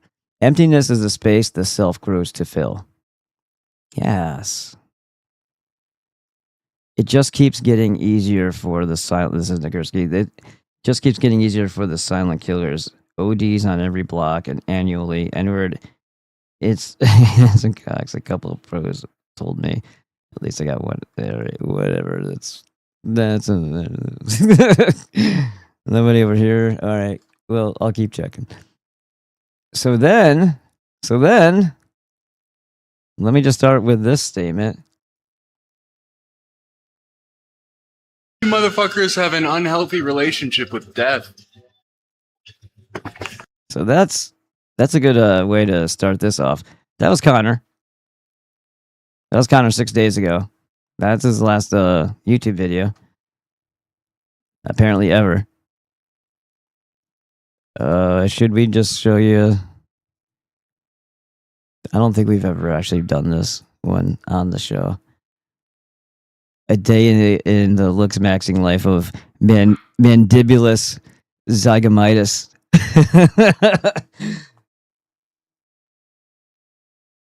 He was playing in on it because it's the fad, right? So he came back out of, I guess, retirement, kind of, but he did a bunch of really lame stuff, as you can see. And then I guess he deleted all of his videos where he was going kooky dukes, because there was some right about, he would say, well, yeah, he left that one on there. But anyhow, I think he was also doing an OnlyFans at one point too. It seems like they all go through the same thing here. I mean, who doesn't want to be, when you're in shape and you're young, who doesn't want to be a damn porn star? So now this one is a potentially legitimate for the most part, from what I've gathered. And I think I've seen, where did I put it? I had I don't know. Maybe I took it down. Let's see.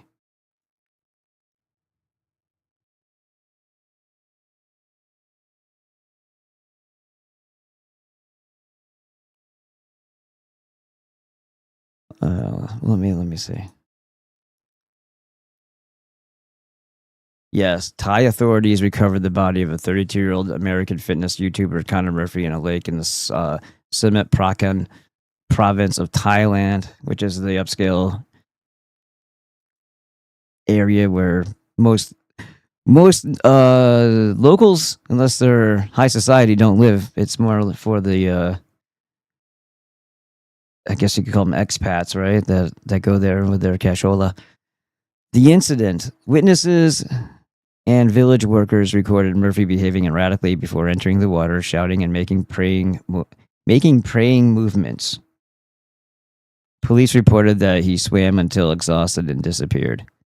Investigation: rescue divers recovered his body. Initial examinations found no signs of assault, though an autopsy and toxicology testing have been ordered. Official status: while multiple fitness creators and online communities have begun mourning his passing, Murphy's family and official representatives have not yet released a public statement confirming his death. And then I think this is the one I did read. It was one of these. Maybe it was Hindustan, not Times of India. It's funny how these are the ones that show up. Like, why would India have anything to say about this? Is Connor Murphy dead or alive? What we know about the viral rumor surrounding, and that was they're ahead of us, so it says July 8th.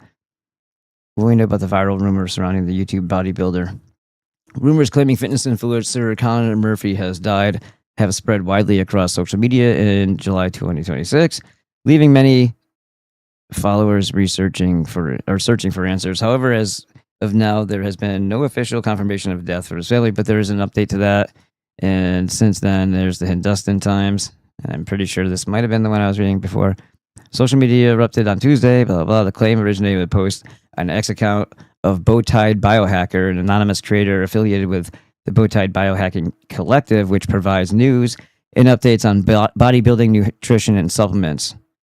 Other accounts claimed he died of drowning in Thailand.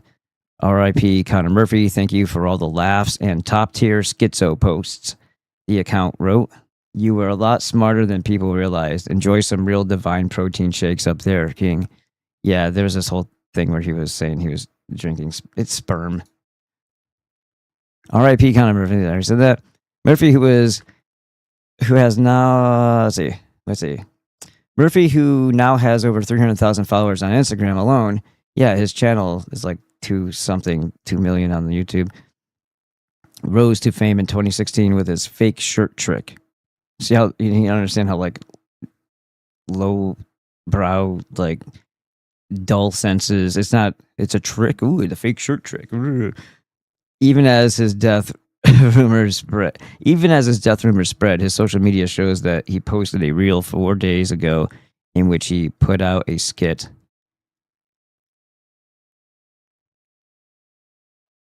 He made a video in which he claimed Murphy died by drowning in Bangkok. Connor Murphy was living on a golf course in Bangkok, and it's very beautiful, and he has a nice house there. It's literally on the water. His back balcony overlooks the water, as you can see from his Instagram and the things he posts. He was a very good golfer with like a really good swing. So in the end, he drowned in his backyard lake. There are a lot more things that led up to that, but that is how he ended up passing away, drowning. Up until his passing, he believed he had achieved some superhuman abilities. Injecting gold. You know,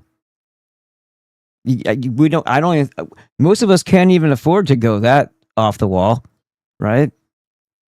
Most of us can't afford to inject gold. I guess if that's a thing that only wealthy people can kill themselves with. That's not what did it, but I'm sure it didn't help his mental state. So there's that. Now let's have a look at.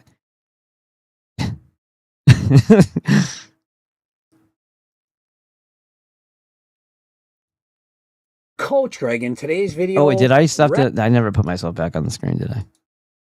That's all right. I gotta go do one more thing anyway, but I'll put myself back up.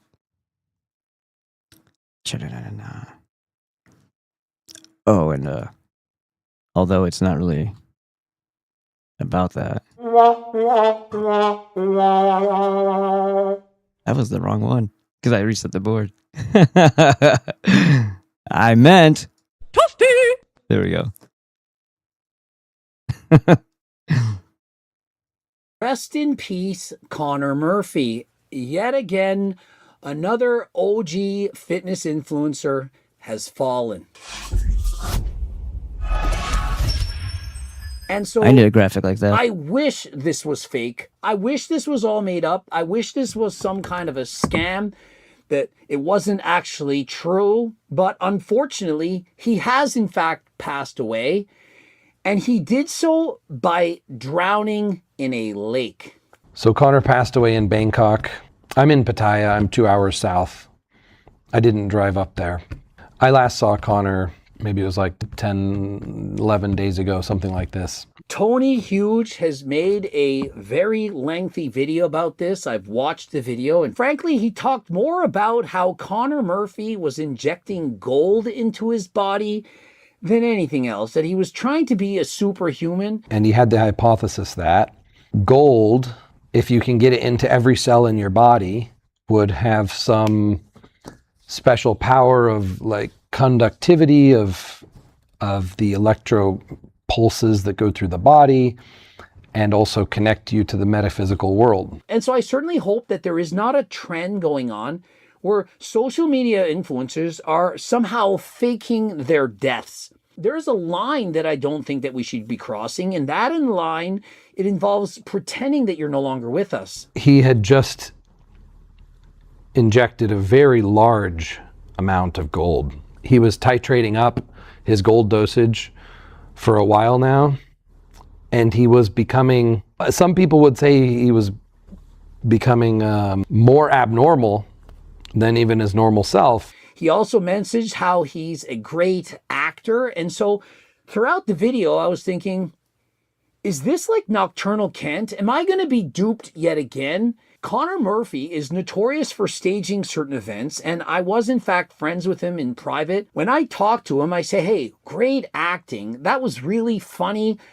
You're very impressive. I don't know how you can speak as eloquently as you do. And so I really did enjoy his videos, his character. Some of the things I obviously didn't agree with, but he reasoned things out and made me feel like he was very intelligent. I think the only mistake was probably the gold. And I think that when he used a small amount of gold, I think he did develop some powers. And then when the gold dosage went up, I think something started misfiring in his brain. And so this, in fact, did make mainstream news. American man goes on rampage painting luxury home worth 22 million baht. In case you're wondering, the conversion rate, it's 4 cents is $100 Canadian, so about 3 cents USD. And so it's worth like $750,000. I was thinking, is he actually that rich? 22 million baht is about $750,000. It's still a very nice home, in particular where he was living. And it says, then runs into a village lake and dies. Tony Hughes says that he was an avid golfer, that he was trying to develop the best golf swing in the world to drive the balls further than last time, and that he was experimenting with microdosing gold, like literally gold, into his body. You can hear him hinting at it in some of his content, and when he's showing his skin, one of the things... Dude, those are some really unfortunate plugs in his hair, isn't it? I mean, that's what it looks like. Looks like he has doll hair. He's trying to show is that he's achieving this golden glow on his skin. His goal was to take enough to where the skin would change color and be visibly noticeable, that he was like translucent, sparkly with gold or something like that. I was thinking, what? He could have just fucked up his liver and he would have had a nice glow from jaundice. this was all staged. It was a joke as I was watching Tony Hughes, but now I'm thinking it's actually real. And so I was going to say, well, if you inject too much gold into your body, your density is going to go up and you're going to drown. But it doesn't fully hit when this wasn't staged. It wasn't a joke. It wasn't an act. And so perhaps... That's kind of a silly thing to say, that you would inject enough gold into your body to make you heavier. That's noticeably or significantly. That's kind of silly. He exhausted himself trying to flee from authority. He tried to pay for a cab, but he was erratic at the time, and then one of the cab drivers said no to his like $20 American, which it's a decent amount of money to a Thai person, right? But they said no, and then he went and tried to get into another vehicle and offered somebody money, and the authorities, because he was already causing a ruckus, I guess, yelled ahead and said, "Don't let him in your vehicle," in their language, and that thwarted his plans. So he was irritated by that. I guess he got down and prayed, and then he, instead of being talked to by the Thai authorities, thought it would be a better idea to try to jump in the water and swim across the lake to get away when he was at his house, and didn't make it all the way. That's what the story is. He wasn't actually acting. Like, all these years, when I was thinking Connor Murphy was acting, remember he went on that 40-day fast where he hadn't eaten anything for 40 days. He lost about 40, 50 pounds. And we all remember that incident with his girlfriend with the golf club, and he'd gone a little bit over the rails. No, she tried to kill him. This is how it went. And this is why I still don't understand why people are still telling the story this way. Thai women are kind of nuts. And this girl, women themselves can be kooky, especially if, it doesn't take, it's just emotional shit, right? Well, she stabbed him. And he took a golf club up because he's a golfer and that's what he had handy to protect himself from being murdered by her. And because he wasn't trying to kill her, the blood was around a lot because he was constantly trying to defend himself and keep her off him. And then that is the reality of the story of what happened there.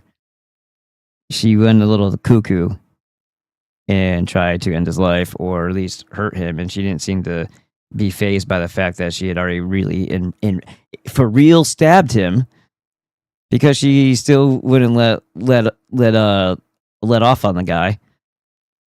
And he picked up a golf club in an attempt to defend himself, prevent himself from being killed. Destroyed a lot of that property.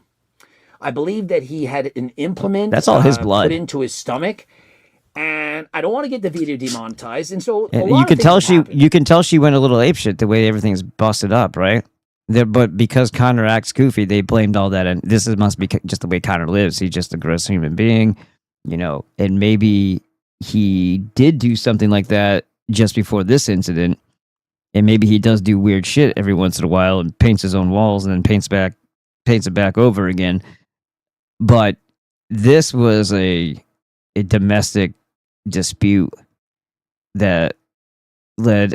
I'm sure some people can picture how this may have happened if they've had a female like this in their life before, who just goes off the rails. You don't want to go to jail for the rest of your life because she decided that she's going to lose her mind on you. We once thought he was going to end himself. He had been on ayahuasca, and so we don't really know when Connor is faking things, doing things for drama, when things are staged or when it's real. Based on what I'm seeing, this is no joke. And so after painting the entire interior of a luxury rental home, causing extensive damage before running into the village lake where he drowned, his girlfriend stated she did not know the cause, while the homeowner was shocked and never expected to encounter such a scene. So who would? This has just happened 3 p.m. on July 7. Received a report of a foreign man acting... Remember, they're ahead of us, so you get it, right? And jumping into the lake of a luxury village in Bang, Philly district. He, along with emergency doctors from that area hospital and volunteers from Po Tek Tong Foundation, rushed to the scene. The scene was a luxury house situation situated next to a large pond. And so he was living next to this pond, next to this golf course. And divers were searching. Oh, you can see he got his hearing aid in. Can you notice that right there? The missing person Barely before see it, finding the body of Connor Michael Murphy, age 32, an American, about 20 meters from the shore. They recovered the body for examination on land. No wounds or signs of assault were found. The police sent the body for further autopsy at the hospital. And so this was caught on film. They have video footage of this. A village staff member showed the foreign man suddenly exhibiting erratic behavior without knowing the cause. Oftentimes when you see this, you've got to be thinking, is he using recreational substances? Was he experimenting with various protocols? Or was this just an event onto its own? Sometimes people experience different results. They go into a certain state, psychosis, if you will, and you never know what's going on. We've seen, for example... I'm always looking at the traps and the shoulders and thinking to myself, I got some work I got to do here, but... It's good motivation. I'm seeing progress. At my age, I'm seeing progress. I'm seeing when I'm actually, pumped, that I have thicker arms from even in the forearms, which is usually the hardest place for me to see any thickness happening. It's starting to happen. I've been adding different types of exercises to it, and I've been going harder than last time, as he would say. So, yeah, I'm seeing progress. So any little progress that you see when you don't see stagnation, it motivates you to keep going. So, yeah, I'm glad that I'm, watching videos like this again, and that it's positively affecting my habits and routines, or, motivation, or inspiring me to do things that benefit me in any way, literally. But it's definitely been a difference in the last 8 months, and definitely since the last 2 years I've been going in the positive direction, which always feels good, especially if you're getting older and you see you getting stronger and better. That's a good thing, right? I mean, you're not turning into a fat blob mess to die. You're not starting to shovel off the top layer of soil to get yourself ready to go in the ground. You're basically not slowing down. That's a good thing. Liver King doing some erratic behavior. And so is it possible that he was experimenting on himself using Well, yeah, steroids will also make you think differently, indefinitely. Rewires you. Recreational substances, and it led to this. Security personnel at the village reported that the man went out and returned by a hired vehicle, which stopped at a security checkpoint. He offered the driver 1,000 baht, so like, I don't know, $20, $50, whatever. But the driver refused due to the man's abnormal behavior. If you're refusing the $40 or $50, then there probably is a reason for that. The man approached a resident's car passing by, knocked on the window to get a ride inside, while security shouted, "Don't pick him up!" The man then became agitated, shouting loudly and rolling on the road, making gestures as if praying to God. Like this? Remember, Connor is a gifted actor, and so this could all have been an act. It could have all have been staged. But drowning in a lake, it is not the desired outcome. When police patrol arrived, he fled into the village and jumped into the lake to swim. And so perhaps he was trying to evade the police, escape. Hey, if I have people chasing me and I'm a good swimmer, I'm going to go and jump into the lake. What are they going to do? How are they going to catch me? Police called for backup and rescue teams as they could not control him. Eventually, he exhausted himself and drowned. And so the irony. Whatever happened to laying on your back and just doing the float thing and just kicking your legs? What the hell?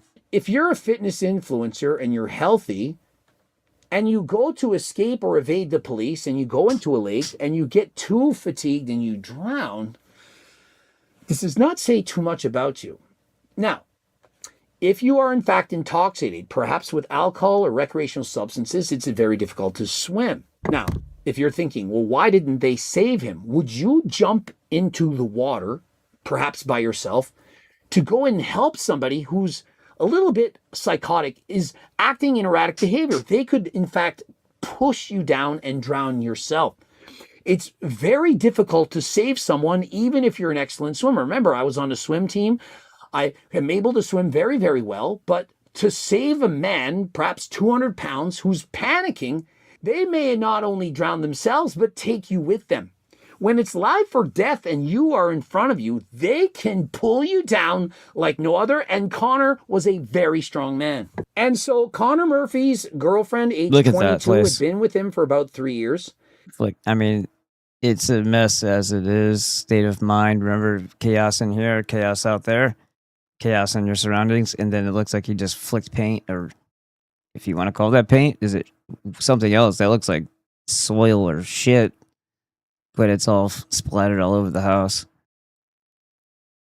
Was he planning on cleaning that up? Oh, look, he's got bulk supplements right there in between his dishes. But they were living separately because of incompatible lifestyles. Not everyone wants to live in the same casa as their partner. They don't like that. And so perhaps they had a great relationship, but from afar. She has no clue as to why the erratic behavior came about suddenly. And she says she never saw him use drugs during their time together. Now, listen, you don't have to see somebody to do something to know that they're actually doing it. I had once dated a girl who says she dated somebody. There could also be another component here. There could be some sort of program or some sort of deliberate effort by shadowy figures to,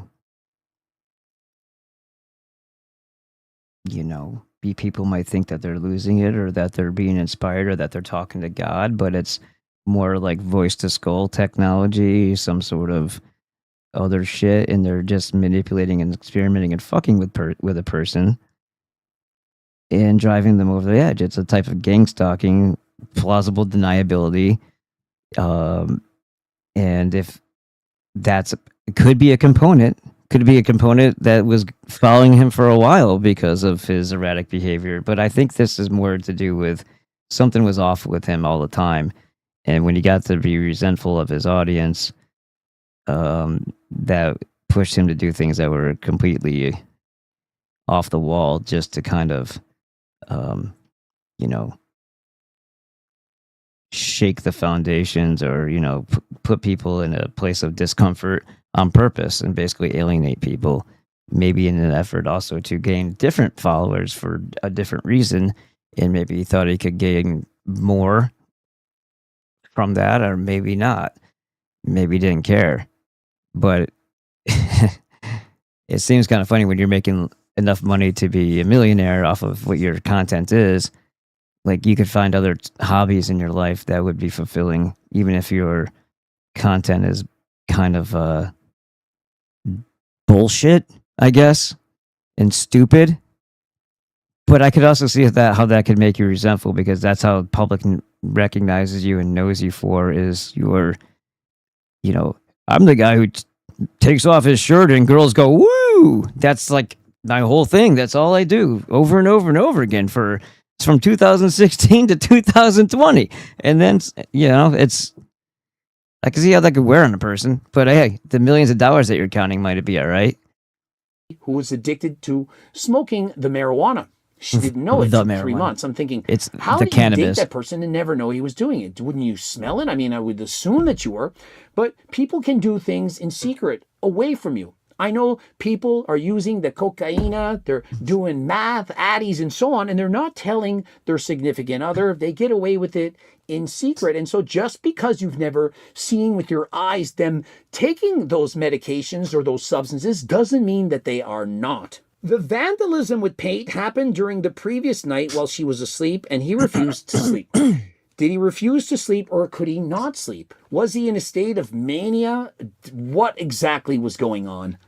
I do not know. Investigators from the police station searched the house and the deceased car, and they did find 2 unused syringes on the front driver's seat and unidentified white pills in the seat's waist bag. And so... But being into polypharma and taking things for quote-unquote looks maxing or, PEDs, that could be explained away for the syringes. It also could be that those were syringes that he was going to pin himself with, I guess, gold.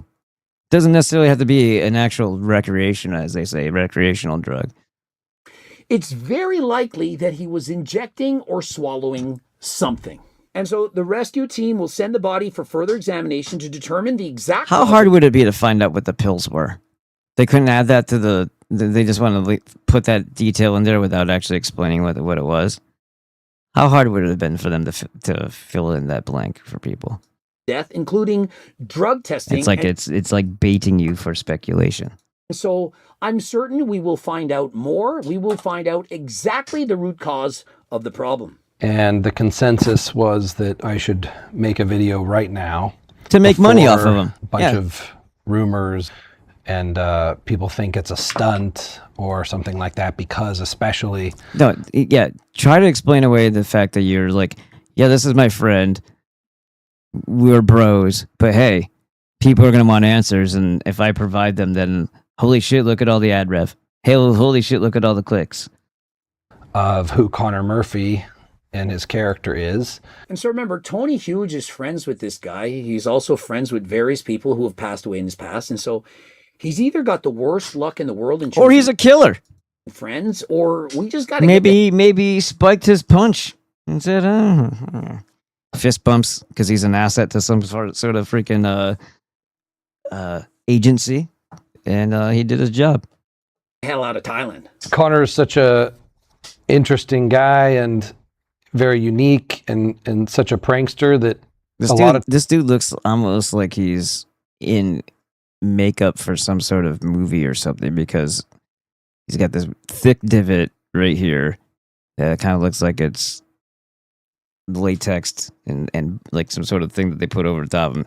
His hair color is just weird. It's like either salt and peppered with a gray or some other weird thing, but then it also looks like it's fake and plugged into his head.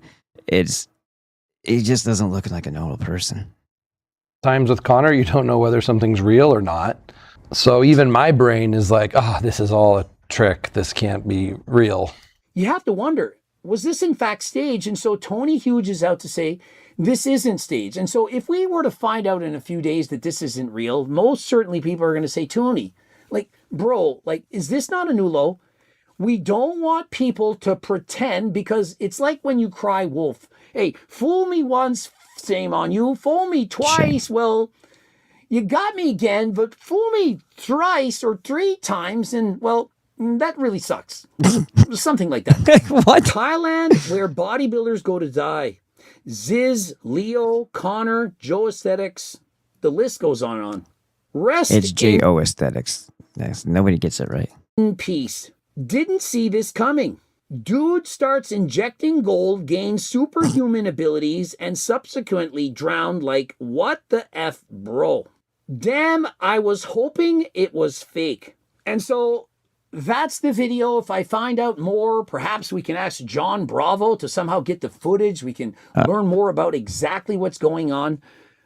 Drowning, it's not a pleasant way to go. Don't go swimming if you cannot swim. Stay in the shallow end. I don't really know what message to provide right now. Connor Murphy, I like the guy. It's sad to see him go. I'm honestly, at this point, I'm 50-50. Like, you can tell based on the video, if I knew for sure, 100%, that he was no longer with us, I likely would have worn a suit. I would have had a certain video.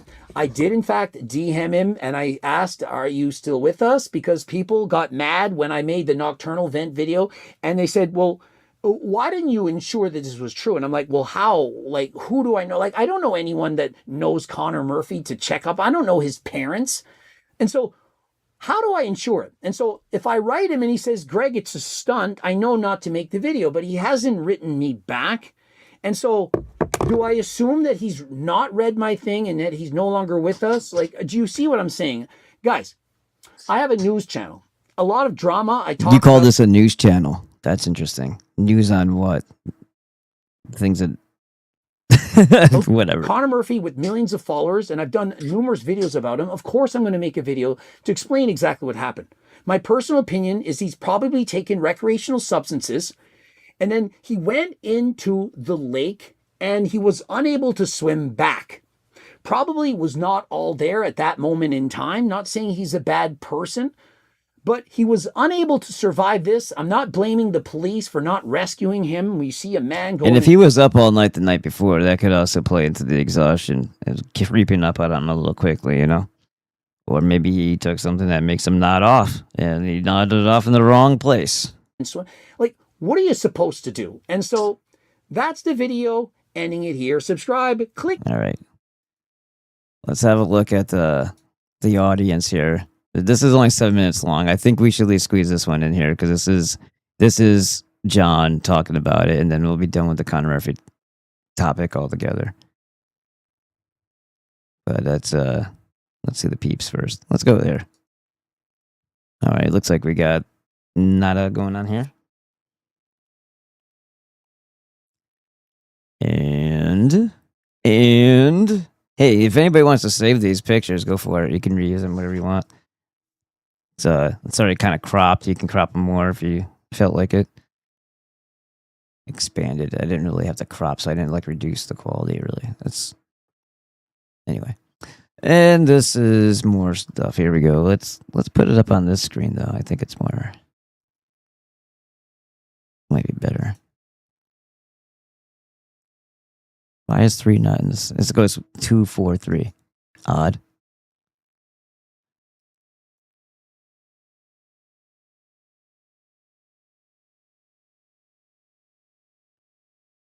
Let's see.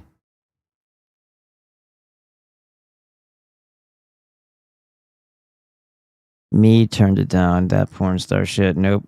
Tempting, yes. Especially when you see some of them gals in Miami. Nagurski, that's good. Otherwise, we might be disparaging you on the show. Think about it. On demand plus the private parties and gay porn pays the bills. Ask Peter North. He went into that? Ugh. I know the other guy did. Mr. Multiple Murderer, John Holmes. Nagurski says, okay, I already did that one. Nagurski says, a long time ago on X, I think the thread tried to hook me on gold injections for health. Yeah, that didn't work either. Yeah, man, pube hair. Bad choices in life affiliated with looking marvelous. SNL. You look him up. All right. And then Edward Snowman says, Dan, I agree. He's not carrying enough gold to affect his swimming. All right. Nikorsky says, she wasn't dosing his drinks then. She's like she likes to stab. Stabby Stabberson. Yep.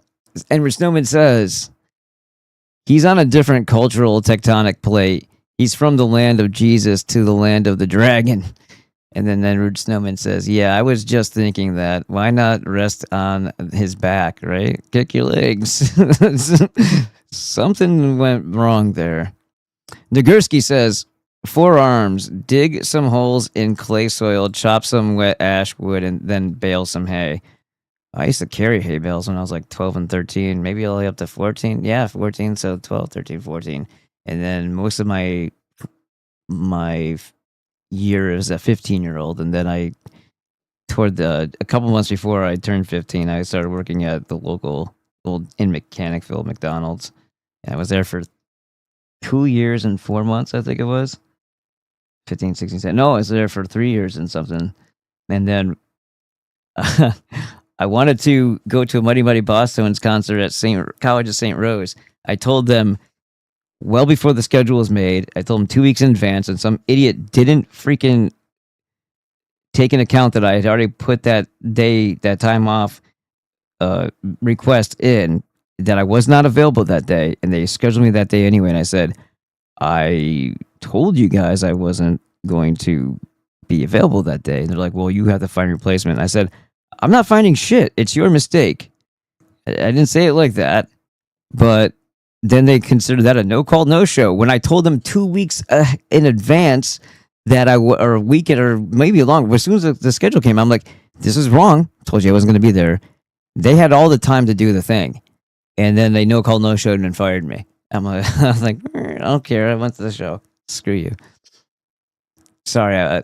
This is really going to be really devastating to not have that $4.25 an hour.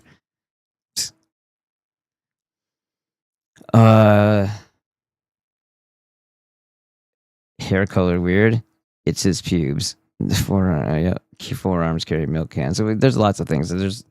I know the exercises, but I'm good.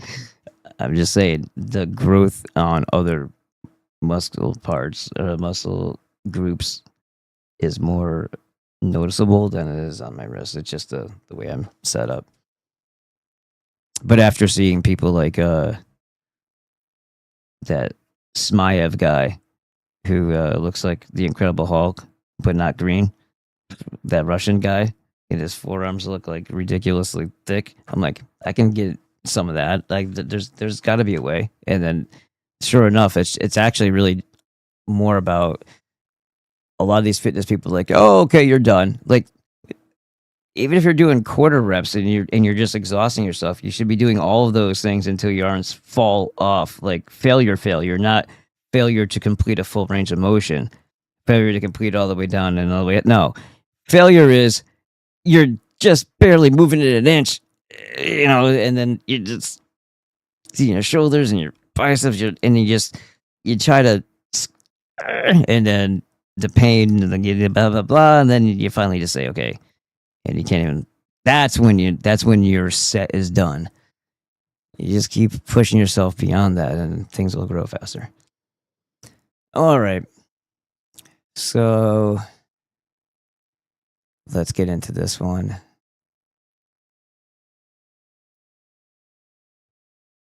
R.I.P. Connor Murphy, dead at 32 years old, and then we'll do some Instagrams, and then we'll go bye bye. So I do have one extra thing to do, and this is actually really good.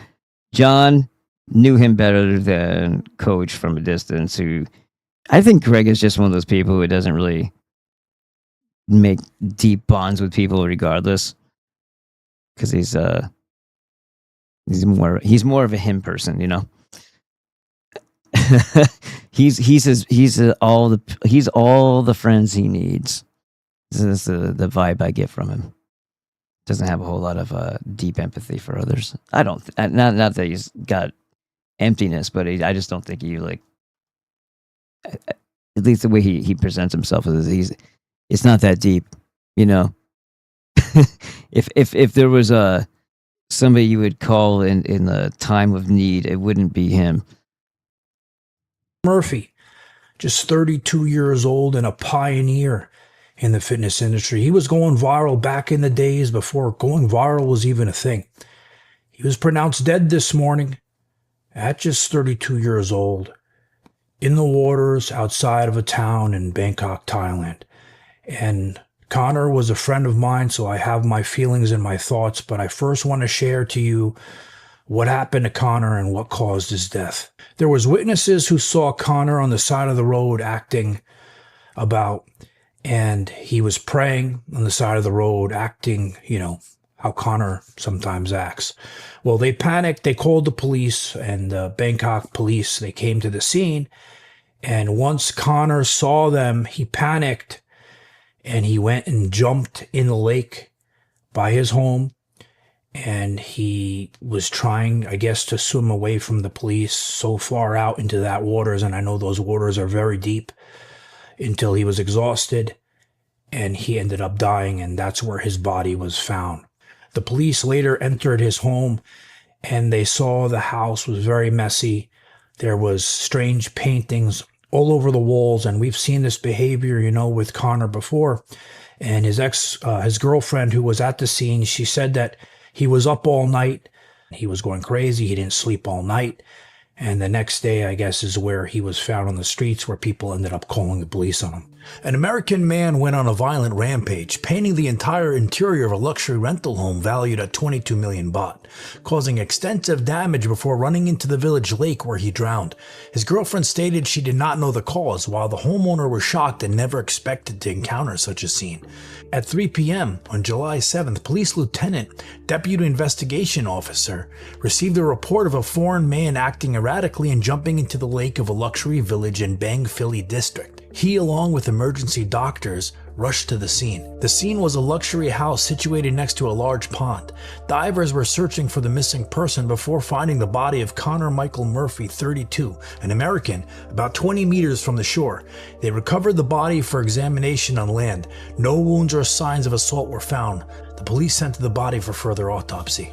Reviewing video footage, a village staff member showed the foreign man suddenly exhibiting erratic behavior without known cause. He ran and swam in the village lake until he became exhausted and submerged before witnesses' eyes. No one dared to enter the water due to its depth of over 10 meters, so they immediately called authorities. Divers searched for about 30 minutes before locating and retrieving the body ashore. Security personnel at the village reported that the man went out and returned by a hired vehicle, which stopped at the security checkpoint. He offered the driver 1,000 baht, but the driver refused due to the man's abnormal behavior. Then the man approached a resident's car passing by, knocked on the window to get a ride inside, while security shouted, "Don't pick him up." The man then became agitated, shouting loudly and rolling on the road, making gestures as if praying to God. When police... Do you think that they shouted, "Don't pick him up" in English?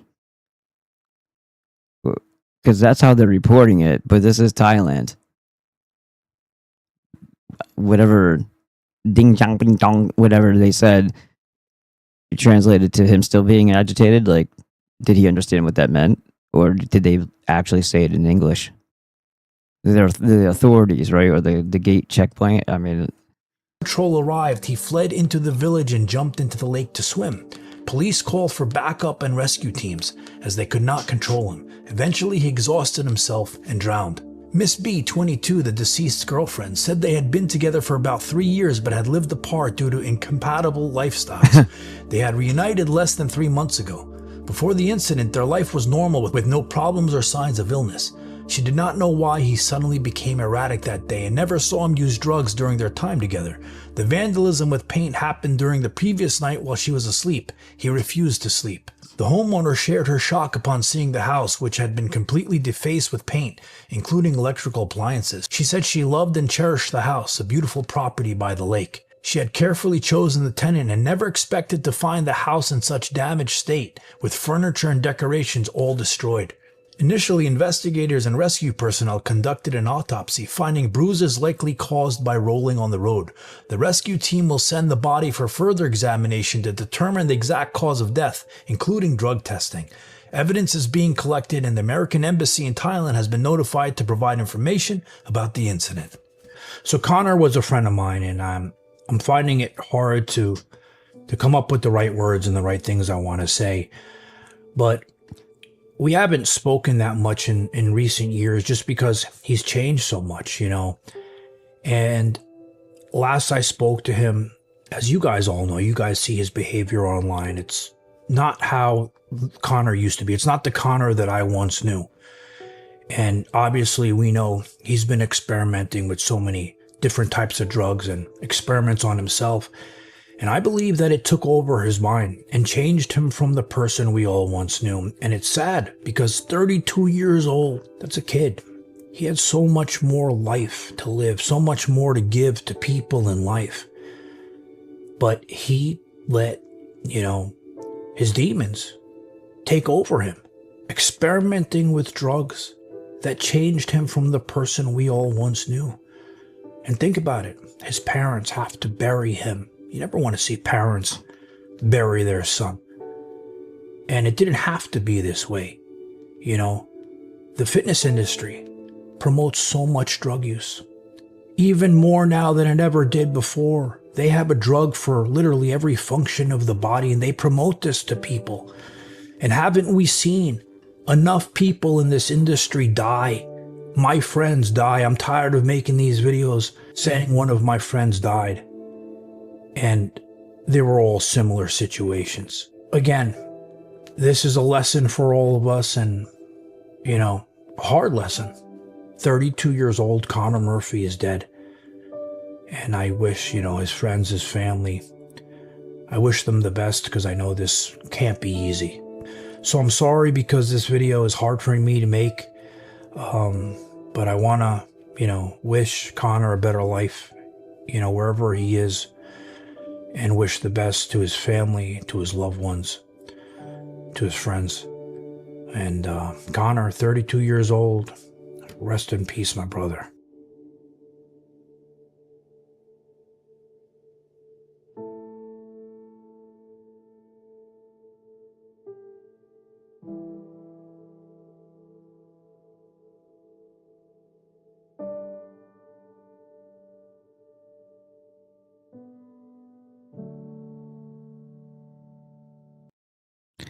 And there's that. I felt like we needed to balance out Greg with a little bit of more sincere take on that. Let's have a look at the chats. It keeps moving on me. Yeah, I know that. This streamer really stares down and intimidates his camera. Oh, John. John. Yeah. He's funny. He's Lebanese. That guy. Mr. Gold looks funny to me. Weird proportions, like a marathoner trying to build muscle. How tall was he? Over 6'2", I think. I'm not sure exactly how tall he was. And the BC Buffin dude was chimping out. He's a mod or something. On what? Chimping out on what? Oh, are you talking about the stuff? Yeah. You look at the previous comments. Yeah, that it's whatever. Let's see. A million. Do you want to see his comical take on looks maxing? So he makes his character, but he literally did this to his freaking his cheeks. Maybe it's filler, maybe it's masseter gum and filler. You know, I'm kind of the mastic gum. Maybe it's I don't know. He already has some large jaw muscles there in the first place, but this is kind of a ridiculous thing. It maybe stuffed his cheeks too with something, who knows, but it's just, that's insane. The name's Mandibulus zygomatus Maximilian. So this is basically his take on how ridiculous the people like Clavicular are, but he goes so deep into the character that he actually does this shit to his own body. Mandibulus zygomatis. And maybe that's his way of coping or presenting it so it doesn't look as crazy if he's pretending that he's doing it all for a character. Yes, I'm 7'6" with my horns and heel boosters, but you can call me Max for short, because I'm a looks Max. I don't optimize my looks. I max them out. Here's how I looks Max to life Max. After I arise from my inverted slumber, which maximizes infraorbital lymphatic drainage, I insert my mastic gum and perform my morning set of facial hypertrophy and blood flow exercises. Then I migrate to my fridge to bone smash. This creates a induced negative relationship with food for lean maxing. It hasn't grown my bones yet, but it does temporarily inflame my jaw tissues to provide me the acute illusion of bigger bones worth every smash. Then I meditate in affirmation max. The more I love myself, the lower my cortisol, the fewer my wrinkles, and the more I can love myself. I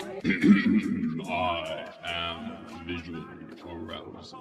Then I perform my daily cardio routine, Wim Hof breathing while pacing the local hospital corridors. This allows me to maintain chronic laryngitis for voice maxing. Then I credit Max, responsibly of course. No more than 85% of my income shall be spent on looks maxing. Today I maxed out my Amex for my upcoming triple jaw overlap surgery, first of its kind.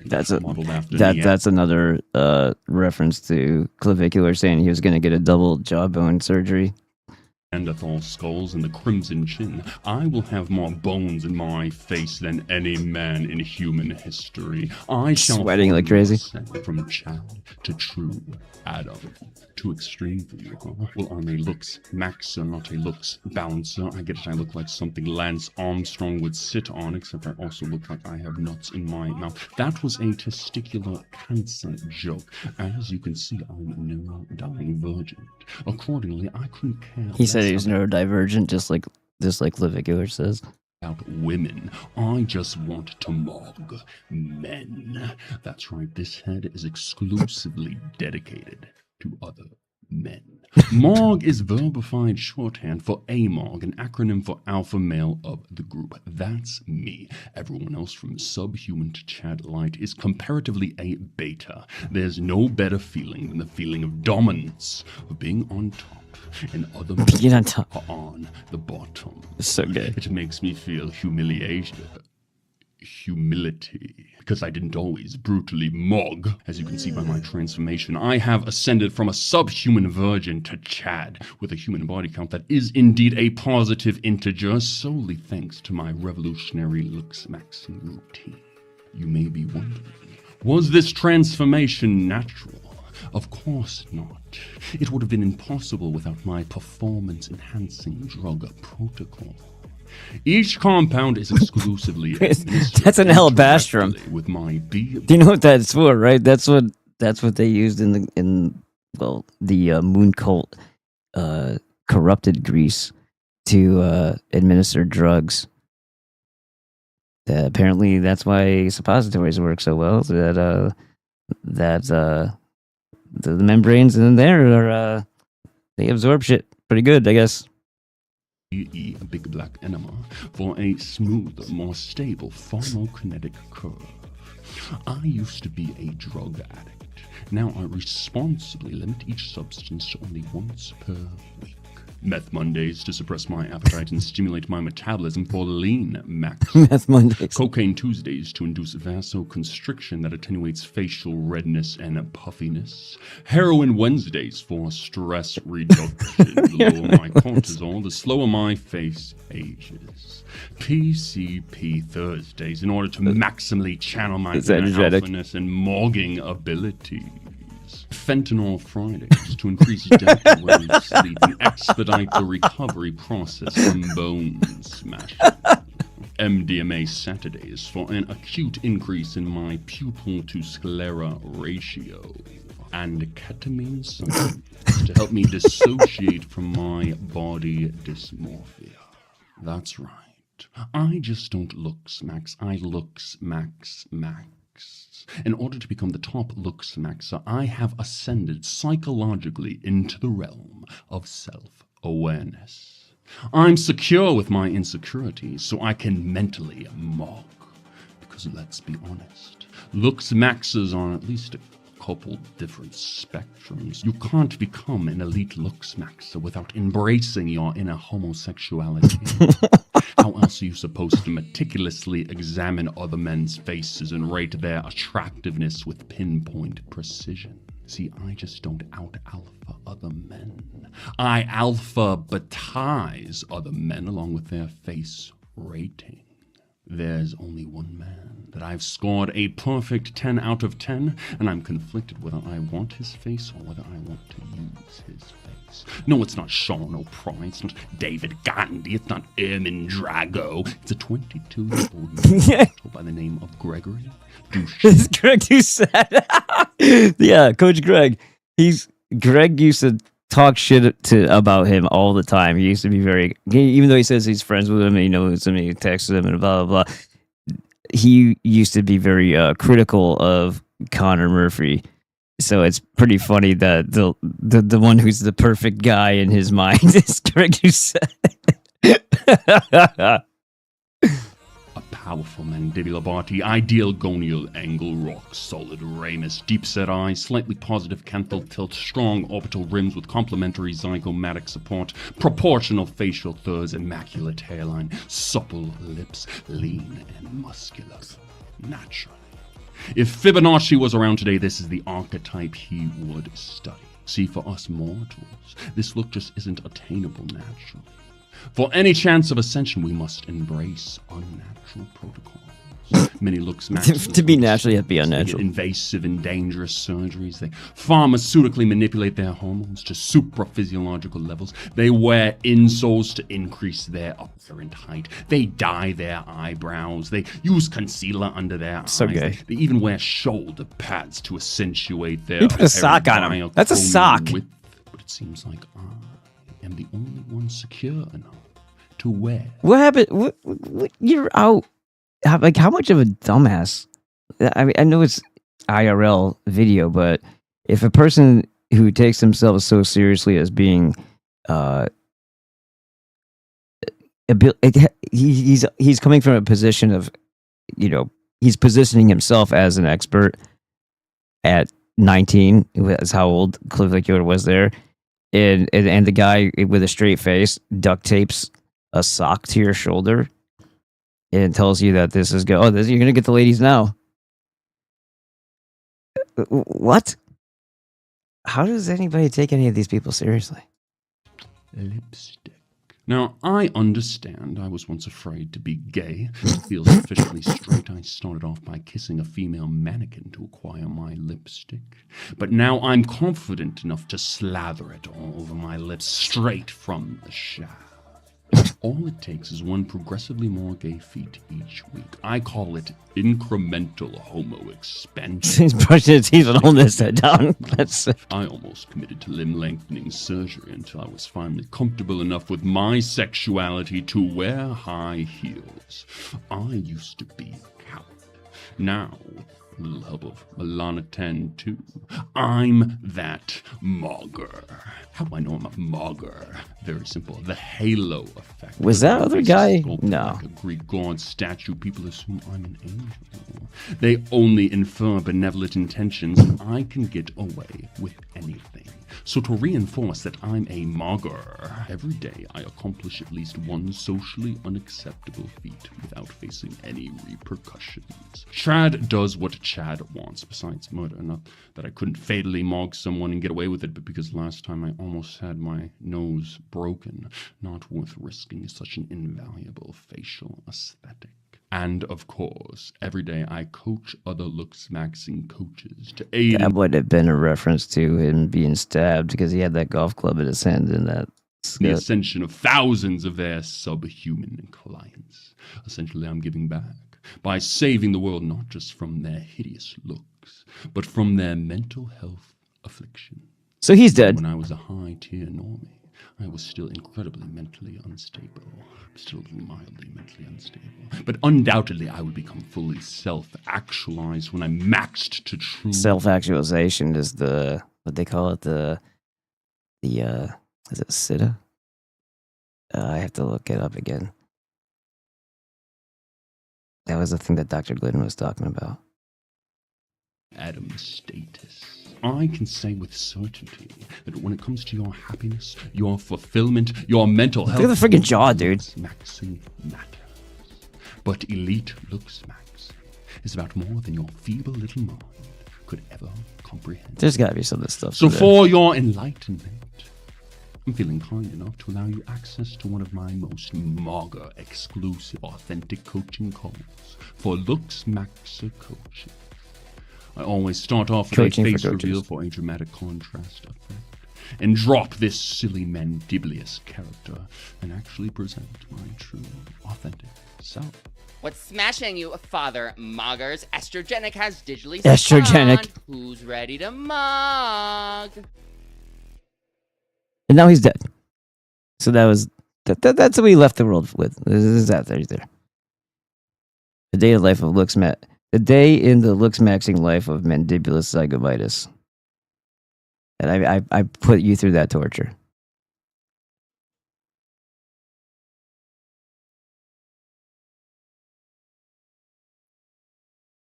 Oh, really? They're doing that again. So evidently they have facial recognition to be able to get gas now. Watch this. Oh, son of a looking at bitch. me with a circle. Hold on. Now watch this. I'm gonna walk away from it. It just stopped. That happens They have to often, see though. your face now for you to get gas. It's already here, people. I just covered my face with the phone that time, and it stopped it. Ridiculous. So evidently they have... Maybe that's a thing. Maybe it's not. I don't know.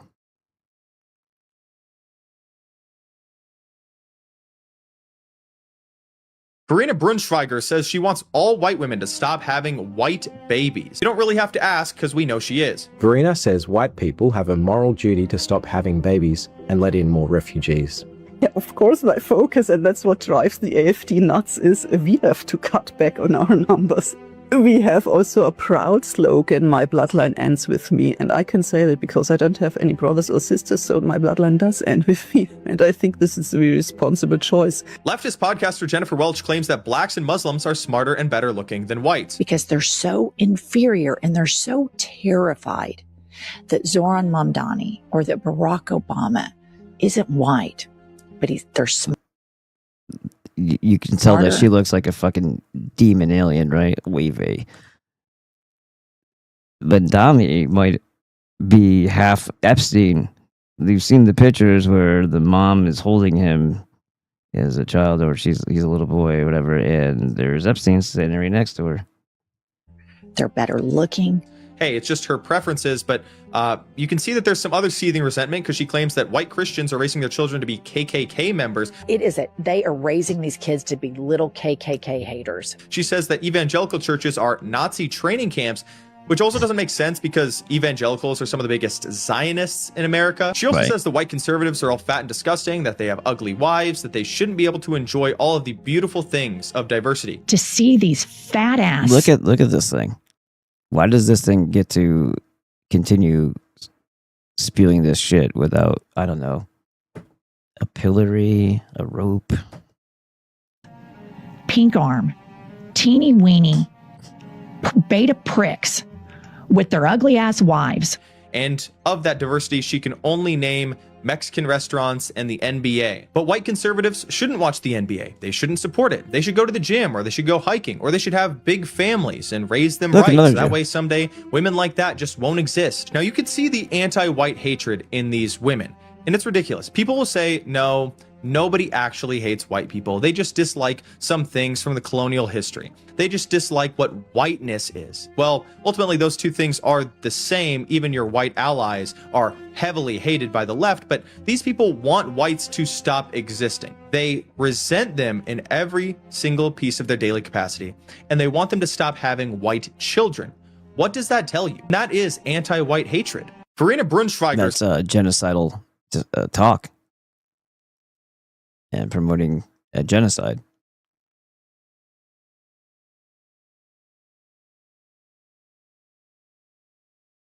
The media is avoiding the story of a police shootout at P-Hub headquarters because it involves the you-know-who. 25-year-old Seth Hatfield, who was an anti-Zionist that claimed that Zios had a massive influence on Western governments and society, and that they ran P-Hub, which they do, a rabbi runs it, and are using it for subversion to destroy marriages, which they do. They push cheating on your spouse fantasies on there all the time, and that it's not good for men or society. He drove over 40 hours from Alberta to Toronto, went to the hotel across the street, and opened fire at the 6th floor of the headquarters where most of the staff members were at. Police arrived, and he went downstairs and got into a shootout with the police. During the shootout, sadly, one police officer lost his life, and another police officer accidentally took the life of a Jewish man because he was all dressed in black and accidentally snuck up on her, and she thought he was a hostile threat.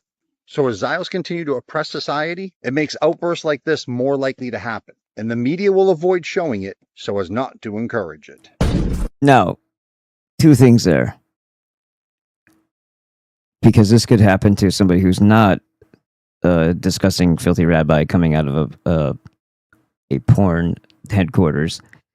If you were trying to get to a police officer, or you stumbled upon them because you didn't know that they were hiding behind something, and she just ups and shoots you because she gets scared, your body language should kind of prove that you're not a threat, but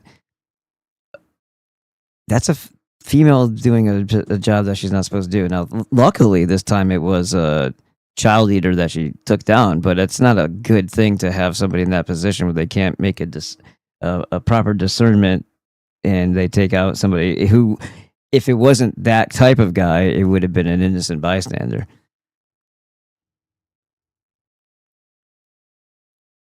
Oh, yeah. Hold on.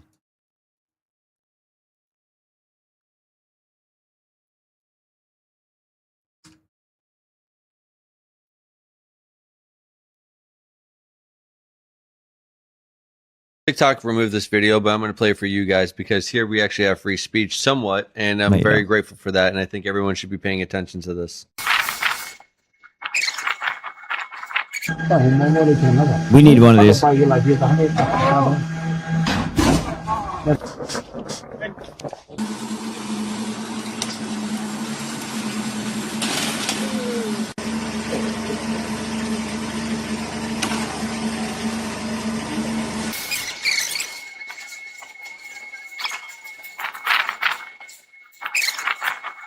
I've explained what DEWs are.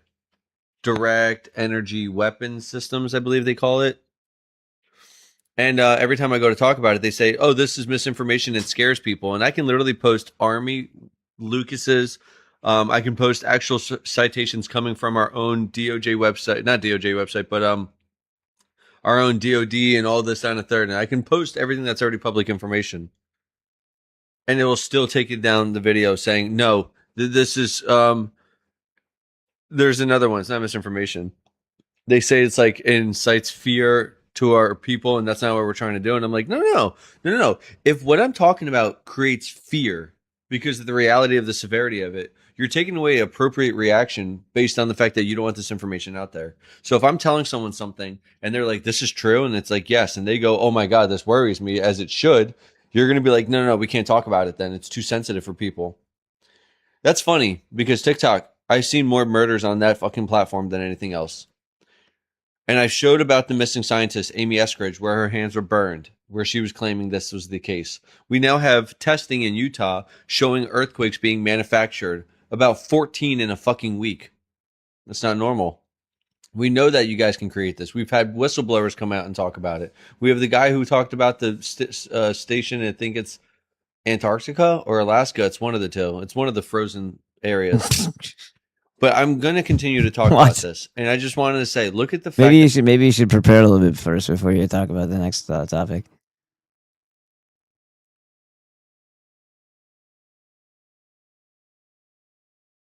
Andy sent me a post of a guy who lives near power lines, which I have some go right over the back of my property. The guy put a fluorescent tube in the ground and it lit up. Well, under the power line. It actually works. That, I don't know if that's awesome or if that's sketchy. We'll go into the ground and it lights up, and like wherever I put my hand, it completes that circuit. But what's really cool is it takes the path of least resistance. So it's going straight through. If I take my shoe off, I'm no longer insulated, and I touch the ground, it turns off because I am now the path of least resistance to the ground. How cool is that? And what's really neat is I can insulate that.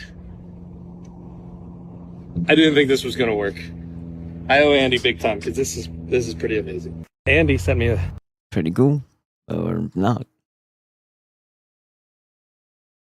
Did you know it's legal for a police department to reject a potential new hire if they deem the candidate too intelligent? If you're following the Reckless Ben Bricks and Minifig situation, you've likely seen some instances of remarkable stupidity from the police officers in American Fork, Utah. If you followed the Afroman trial, you witnessed the same thing with the Adams County Sheriff's Department. Jordan versus the City of New London is a case from 2000 in which a judge affirmed that an IQ of 125 is too smart to be a cop.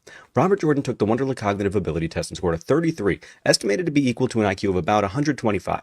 The police department in New London, Connecticut rejected his application without an interview because their policy was to only interview those who scored between a 20 and a 27. That's right, it was department policy to not even interview anyone whose test scores display that they might be particularly intelligent. I think the last time I did a legitimate IQ test, it was 140, but I could be wrong. The ones that were alarming, or in a positive way, I guess, to schools were the aptitude tests for reading comprehension, where I apparently was above everything in the state. So they put me in all these wacky classes when I was in school. Jordan sued and lost. If you've ever watched body cam footage and wondered, how do these cops not know the law? How are these officers so dumb? Know that it's not a bug. It's a feature. Did you know it's legal for... Oh, yeah, that woman who had no... You said you saw me holding my phone in my right hand, and she holds up her stub.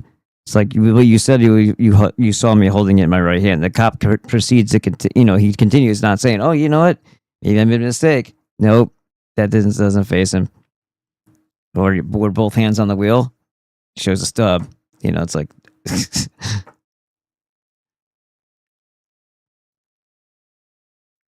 If you follow me through the next few minutes of what I'm... Men who cross their legs concern me. That says something about them. They probably vote Democrat. They probably donate to Ukraine UNICEF because Ukraine certainly doesn't have enough money yet.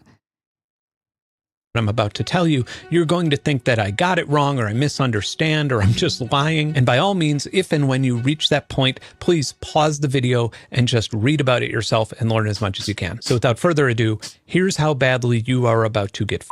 So most people's retirement savings and 401ks are in things like passive index funds and ETFs. And passive index funds are traditionally safe, conservative investments for people who like dying on a mattress more than they like gambling. They're very mainstream and diversified, and they don't rely on an investment manager to make decisions. Instead, they rely on benchmarks. In fact, they're legally required to buy mainstream stocks listed on the NASDAQ 100 to diversify investments and reduce human error. So the NASDAQ 100, or NDX, has historically had a strict index methodology to try and prevent fraud. So for example, if you had a startup and you wanted to bring it public and have it listed on the NASDAQ 100, you would have to go through a mandatory 3-month seasoning period so your stock could shake out early speculators and get closer to its actual value on the market. And if you're like most people and you don't know how the ins and outs of how an initial public offering or IPO works, let's just dig into that for 1 second for some context. So before a company launches an IPO on an index like the NASDAQ, they have an underwriter, which is usually a large investment bank like Goldman Sachs or Morgan Stanley. IPOs tend to be a bit volatile and chaotic. And so if that stock launches and things aren't going so well, an underwriter will buy shares at a higher value to create an artificial floor to keep it from crashing. Doing this is really risky, and propping up a company's entire public market cap for a period of 3 months or more could be extremely detrimental to the underwriter. Well, with the SpaceX IPO launching at an unheard of $2 trillion valuation,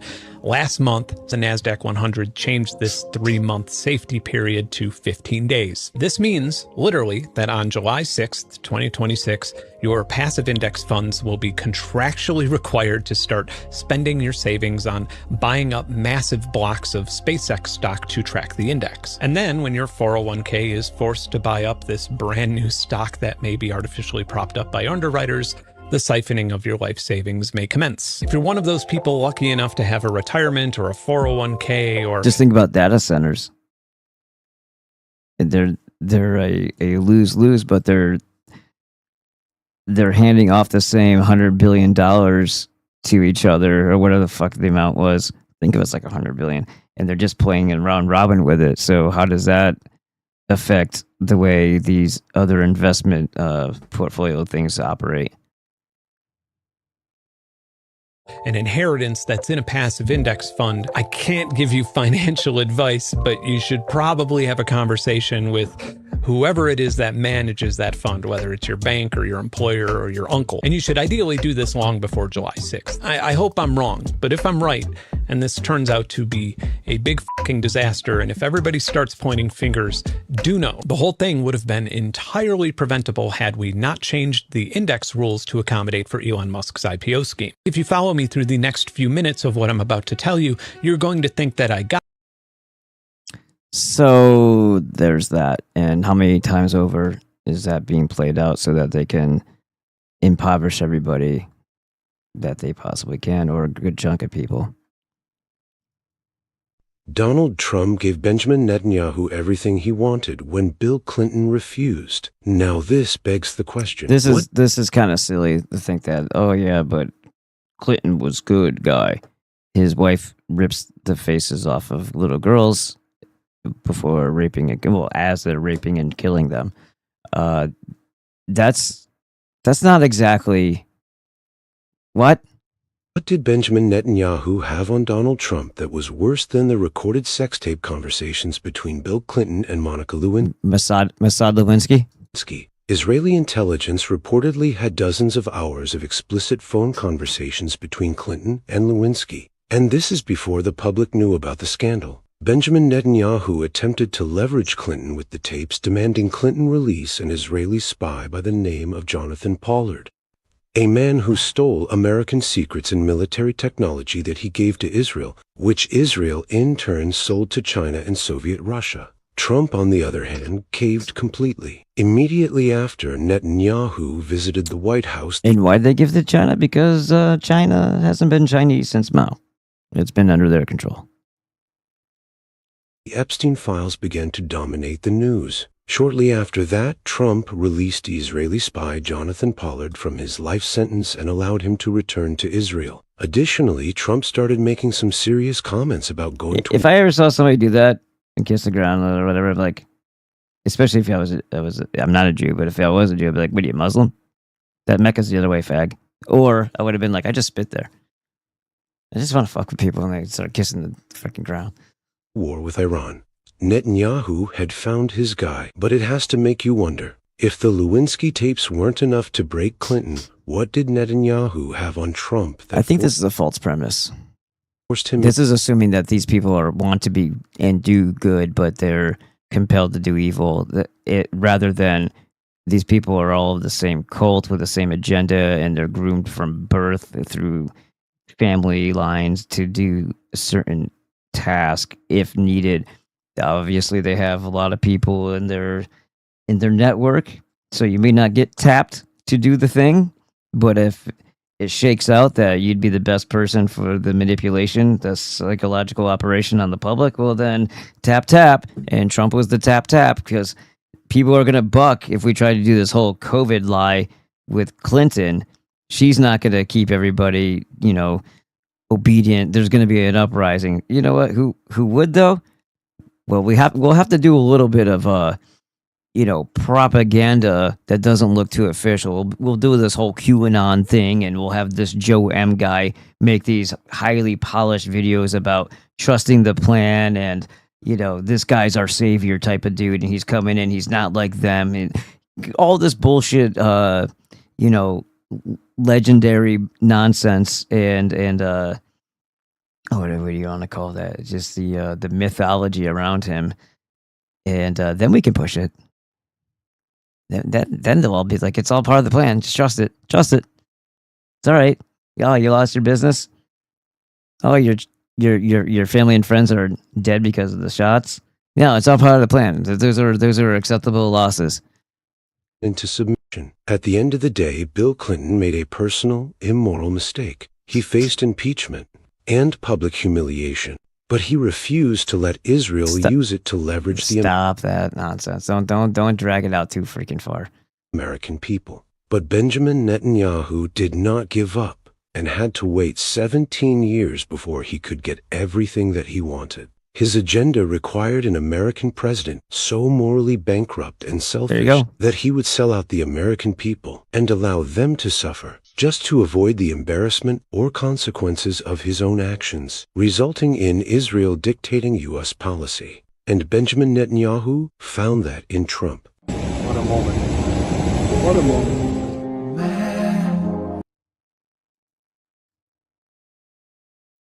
Really freaking awesome. So let's take a look at this. Google's AI overview was just legally declared a liar. This court ruling changes how you search on your phone forever. Google AI overviews constantly give dangerous advice, like telling people to put glue on pizza. Yeah, don't do that, guys. Or giving completely wrong medical summaries. For months, tech giants hid behind the excuse, we just index the internet, don't blame us. A court just destroyed... Yeah, proxy. Yeah, by proxy, we do these horrible things, but it's not directly us doing it. This is the Jewish method.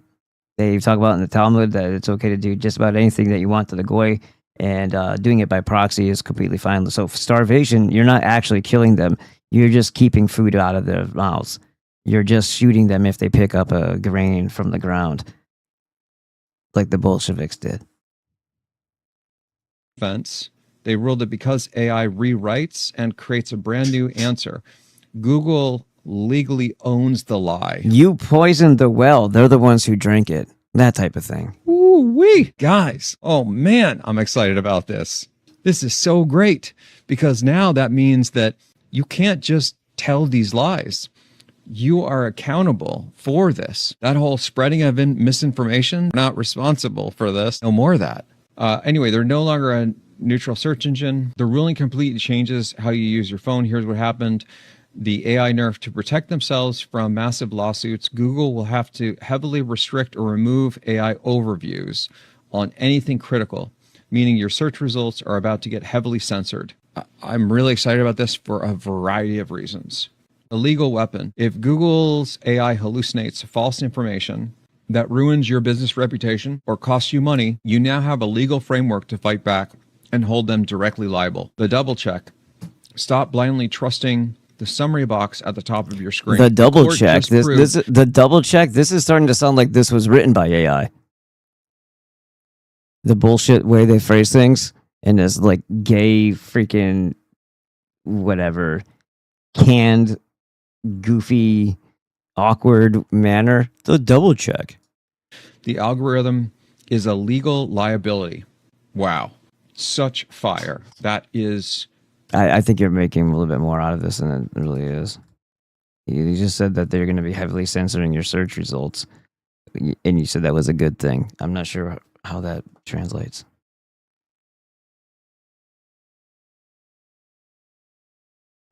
So I guess there's a big controversy on the term Goyslop. You're not supposed to say it. So this is a teaching moment for everybody on the internet. You're not supposed to say it. Well, what is Goyslop? Goyslop is an anti-Semitic internet slang term for ultra-processed junk food, fast food, mass-produced snacks, or low-quality consumer products / media. It combines goy, Hebrew Yiddish for not... Can you even say this without laughing?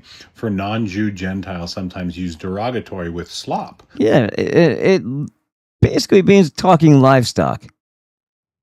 cheap, trashy Goy food does. or waste. So what's the controversy as of June 2026?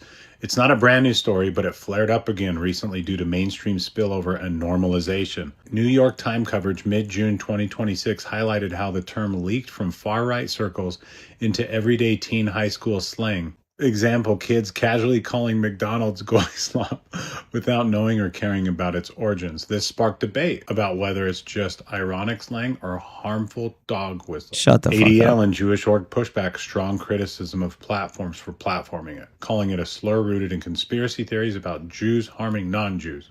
And then I found literally this what on they the do. internet, which I'm sure has nothing to do with anything, pure coincidence. But if it wasn't coincidental, don't you think this company should be getting in trouble instead of us? No one's ever broke this on the internet. We saw this if you go before. through all the fast food chains, they Goy, all have yum. some dark, insidious origin. Now we have the 7-Eleven food chain. Do you guys know what the 7-Eleven brand of This dude's not look smaxing at all. foods and desserts is called? What? Go Yum Foods. Oh, Goyum. wow. Go That's Yum. so funny. Literally Goyum Foods. If you go get ice cream at 7-Eleven, it's Goyum brand. Here, you I'm read not this even shit. kidding. Yeah, it's like just Goyum. So, Oh. Yo. That's f***ed up. So who actually goes and buys like anything from 7-Eleven? I'm sure there's got to be some people, but what are those people? If I went to a 7-Eleven, I would be going to get a bottled water if I didn't already have my own, which I carry with me pretty much everywhere, or I would be getting maybe an energy drink, Ghost energy drink, if they had the ones that I liked in stock. I don't go into 7-Eleven for anything. Anything. I can't think of a single thing unless it was like, I don't know. I said F my body today and decided I wanted some Doritos or something, but I don't typically ever do that. crazy. I definitely wouldn't be like, this is a good place to do some grocery shopping. Let me grab some high quality products here at the 7-Eleven. Your stomach calling? Need a processed meal to destroy your insides? Look no further than Goy Slop, the place where food controls you. Our secret Israeli-designed brown goo will kill you. We're not kidding. We're here to poison Goyim. I love Goy Slop. We're really proud of the work we've been doing here at Goy Slop. I feel so full of energy whenever I take a bite. I love Israel. So come on down to Goy Slop. Clog your arteries and serve the mega corporations. Call 1-800-GOY-SLOP now and become the Goy you were always meant to be. Yeah.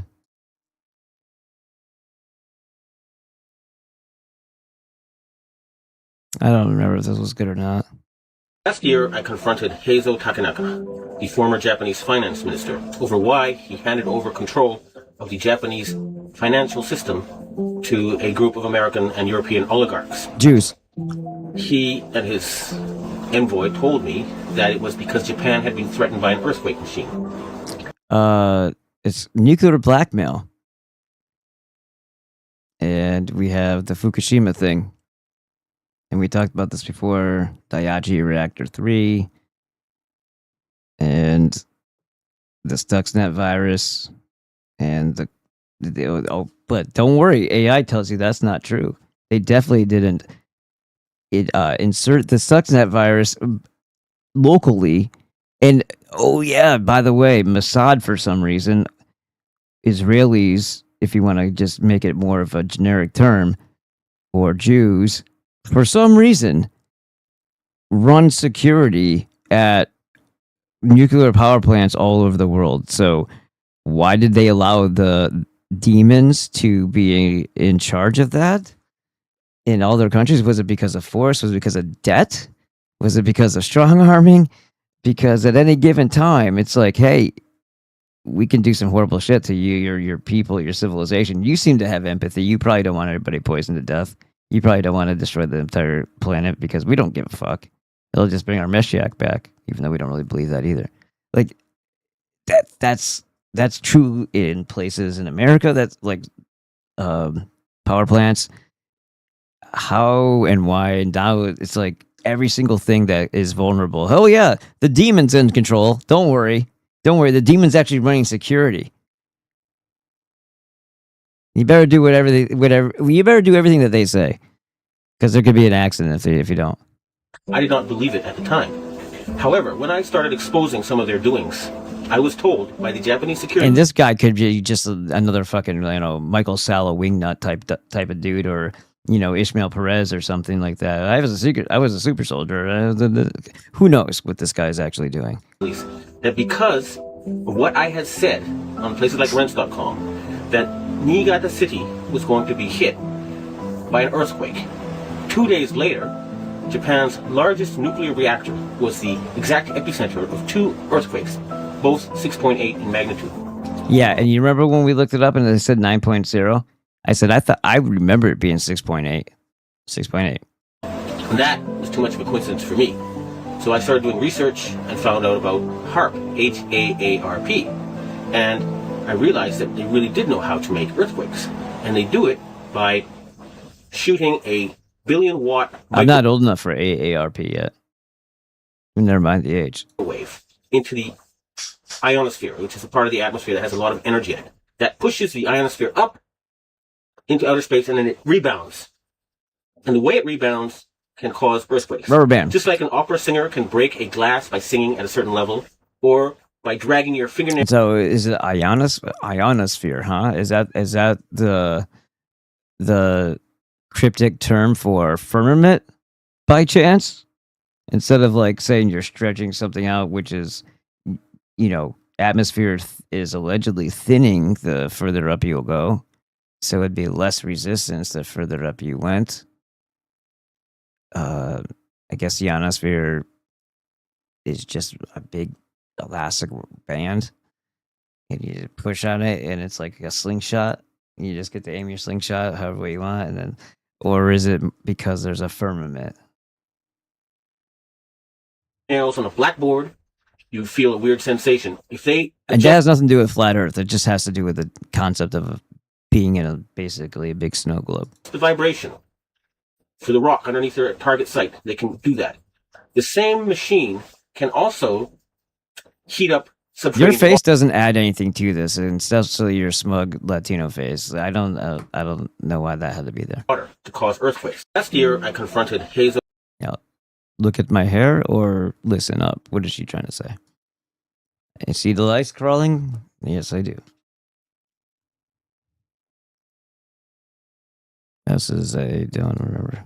Crumble has officially removed all ingredient data from their website, citing proprietary information. I was chatting with their customer. So when these things matter, it's because it's an example. So if it happens in this example, that is, there's probably multiple examples of this also happening, and things that you might actually. I don't know a lot of crumbles around me, but this would make more sense to think about, okay, well, if this is something that they could loophole for themselves, I'm sure it's not the only time they did that. He says, that explains why I couldn't find the ingredients of their new 1,000 calorie strawberry cup. Service to see if an ingredient list was available somewhere else. And it's not. They further stated they don't even track certain dyes, oils, or minor components at a level to confidently confirm if they're even in the product. Koi slop? What? This comes after receiving a ton of... Yeah, we're owned by the right group or tribe or cult, Dude, we rip faces off babies. You think we're going to adhere to, rules that we made for you and for your small business to have to adhere to? Come on. If we use ingredients that people are hip to knowing that are bad for them, we're simply not going to print them on the label anymore. Duh. Backlash online for releasing their dirty sodas, which have like 186 grams of sugar. They've also historically been criticized for using a laundry list of questionable ingredients. Titanium dioxide, which is banned in the EU for causing DNA damage. They used Red 3 in the past. Yeah, that's all over your Skittles and all. Candy, period, has all kinds of really bad stuff in it. And what do you think that targets? Children, of course. which has now been banned in the USA, propylene glycol, petroleum dyes, aluminum, artificial flavors, and the list just keeps going. Personally, I'm not putting a single crumb of one of these in my body. These should not that was a play on words, I guess, because of crumble. even be considered food. And now they're hiding ingredients because they don't want you to know what's in them. Crumble has...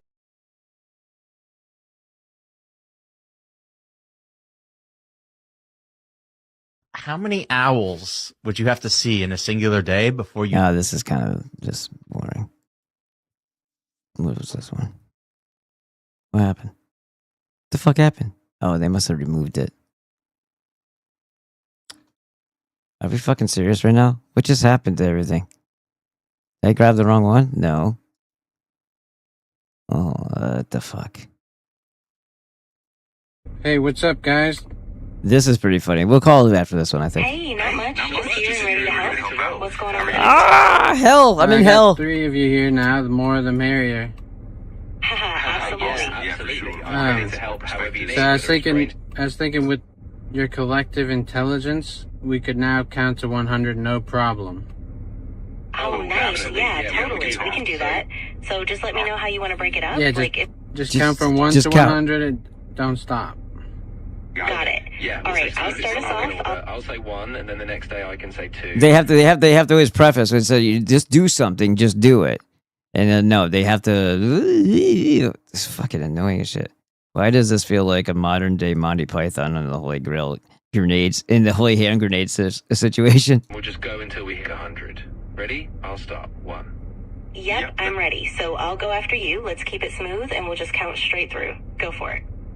Awesome. Perfect. So I'll say 1, you say 2, and we'll just keep that rhythm going. Just say 1, 2, 3. Just what the fuck? Stop just debating or you know what they call that philosophizing about it, or just making the preparatory plans to count to 100.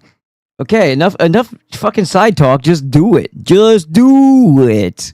Here we go. 1. Exactly. Perfect. I'm ready. Right, so go ahead and say 1, and I'll jump in with 2 right after you. Perfect. 20 gallons of water for this. 1. Now it's your turn. Go ahead with 2, and we'll keep the pace all the way up to 100.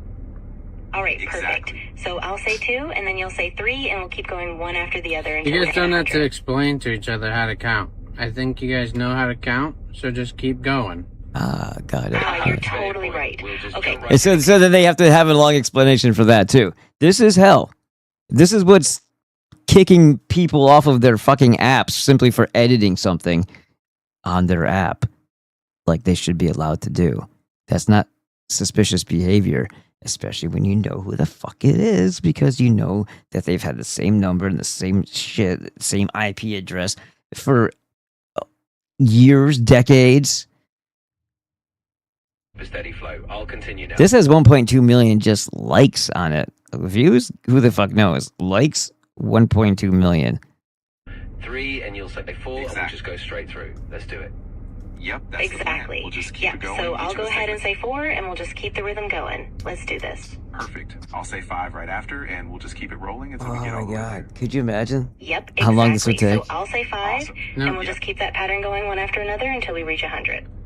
Exactly. Awesome. All right. I'm on it. So I said 5, and you'll say 6, and we'll just keep this rhythm going all the way until we hit 100. Let's do it. They just keep. No. Exactly. I'll say Stop 6 saying now. exactly. Exactly. No. Stop saying exactly. Got it. Hey, what's up, guys? God. Hey, not much. That is hell. That is what we live in now. Where did everything go that... Hold on a second. I gotta go back into this.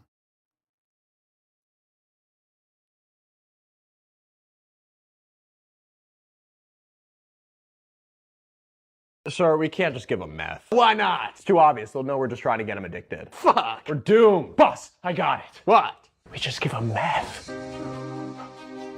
Tell me more. All we have to do is change this shit to this. They're never gonna fucking know. At first, they're gonna think it's the solution to all their problems because it makes them feel so good. When it stops making them feel good, they'll just fucking take more. I like it. Let's have some Indian labs produce it. And let's market it to children. Yes, and then let's get an entire workforce hooked on it. Like a robot. So they can do mindless tasks for the rest of their lives. Yeah. Guys, what happens after they build a tolerance and they fucking... We'll just switch them to the same fucking shit. Woo! What? I just discovered the cure for cancer. So are we getting the middle schoolers hooked on this shit? Sir, we can't just give them that.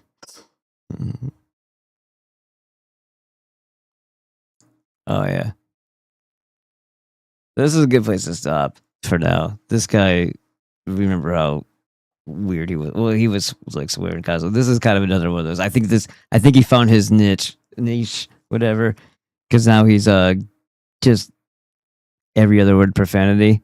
Those last few videos, I guess that's what resonates with more of the people apparently. But that'll be something for tomorrow. I gotta get out of here. It's midnight plus 25 for me, so that 3 hours and 10 minutes, pretty good. Let's see. We gotta get into. Oh yeah, so hold up.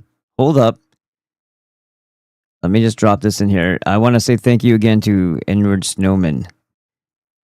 Edward Snowman is the reason why you guys are receiving these broadcasts. So here, let me go ahead and drop that in there. That is not what did I just select? What is that? What the fuck was that? Hold on. How did it change? I grabbed this. Did I not? Copy. Paste. There we go. Ding. So let's pin that. So if anybody else would like to help support the show and help keep it going, there it is right there. That's how we do it so that we don't have to give Rumble all of your, what you were intending for the content person there.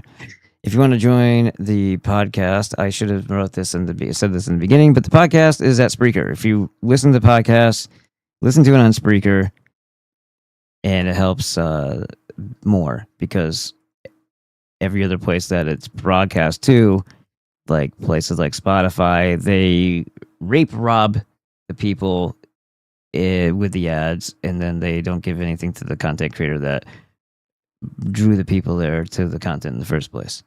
But Spreaker's a little bit more generous. I'm your worst nightmare. Except there's no Nigmare. That's funny. And also, DecemberFryLLC.com is where you're going to get some amazing hot sauce. And Saturday, I've got a new market to try out. Yay. Finally got that after many hours. I didn't read this, so it's been happening over a long time from the World War I era, more aggressively post-World War II, and now standards, quality, and sensible products and services are on a free fall into the abyss of corporatized, communistic hell. Nothing makes sense. Nothing is rational. You understand what it's being controlled by when they handed everything over to those AI tards that you just were witnessing on the phones there. No process for accessing your own pages and device data is logical. Everything is automated and locks you out of your own stuff as a so-called security measure that you never asked for, and that I personally do not appreciate. These social media apps have cornered us, and now they're beating us over the head with incompetence. There are no more logical systems, and they can't manage anything with this disaster they named AI. It's a total failure meant, I think, to grind society to a halt and have something other than themselves to blame for it, because they can point the finger at the technology and say, that did it. That caused all the problems. That caused the famine, the economic collapse, the wars, the whatever else. It's a total failure, and the shitification of everything you use and interact with is in its hands to make determinations that a toddler would get right more often. Proxy murder by absolute frustration is the game here. The pass the buck AI runs that bullshit is the excuse for making everything you use suddenly unusable and suspicious of you. Go to my website, get some hot sauce. Go to my Patreon, become a member. Follow this thing. It says youtube.com Wisdom Fitness. I'm actually working on a couple edited videos there. to get some content on there outside of the shorts that I put on there, and we're gonna get into it. We're gonna get into it over that wisdomfitness.az, Wisdom Fitness AZ, which is called Fitwit. Even got a little graphic for it. I guess I'll have to put it in here to show you though. What the fuck? What's up, X Splinter? And Realmatic. You got the thing, right? Yeah, you got the thing. All right, cool. I don't know if you guys saw this. This guy. Come on. If only, right? Especially they're all that stupid. Hey, look at me. He just shows up and he's already doing this. Like he was already doing this thing the moment that he popped up on the screen with Paul. And then he just went. He was doing this thing like I'm doing the little gay shuffle. Hey. I'm still telling you that's like some kind of kid crib thing there, like the thing that pulls over. That shouldn't be a father.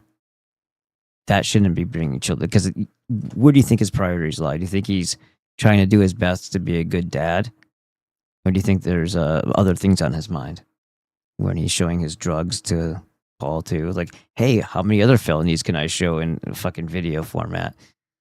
Idiot. Yeah, that says it all right there. Mm-hmm. Good God. Anyhow, so what was I saying? We got through the thing. Nope, I think there was what did it say on the chats here? Let me go over there. What am I looking at? I'm on the right side. Let's go back over to 3. Now that I'm in the way of it, but yes, you should totally support the show like that. All right. And then, where the 90 essential nutrients are. You can also get those from my website. If I clicking this, you know to use the code BB5. And there it is right there. You click that, you get your 90 essentials. It's written in the description what those are. Dr. Glidden tomorrow. Okay. Dedicated channel for Dr. Glidden's right there. You can click on that. Dr. Glidden's membership site right there. Ballbusters are 25% off. You over the course of this time, I've seen everybody getting a greater appreciation for what nutrients do for you and what Dr. Glidden has to say about things, and that's good because those things are real, actual, and true, and they're the antithesis of the genocidal eugenics program that's installed to keep us sick and dying. So the more people who find an appreciation for Dr. Glidden or the information, it's not his, but he's relaying it, and for Dr. Monzo, the better outcomes we will have. And okay, that's right there. All right, let's see what I missed.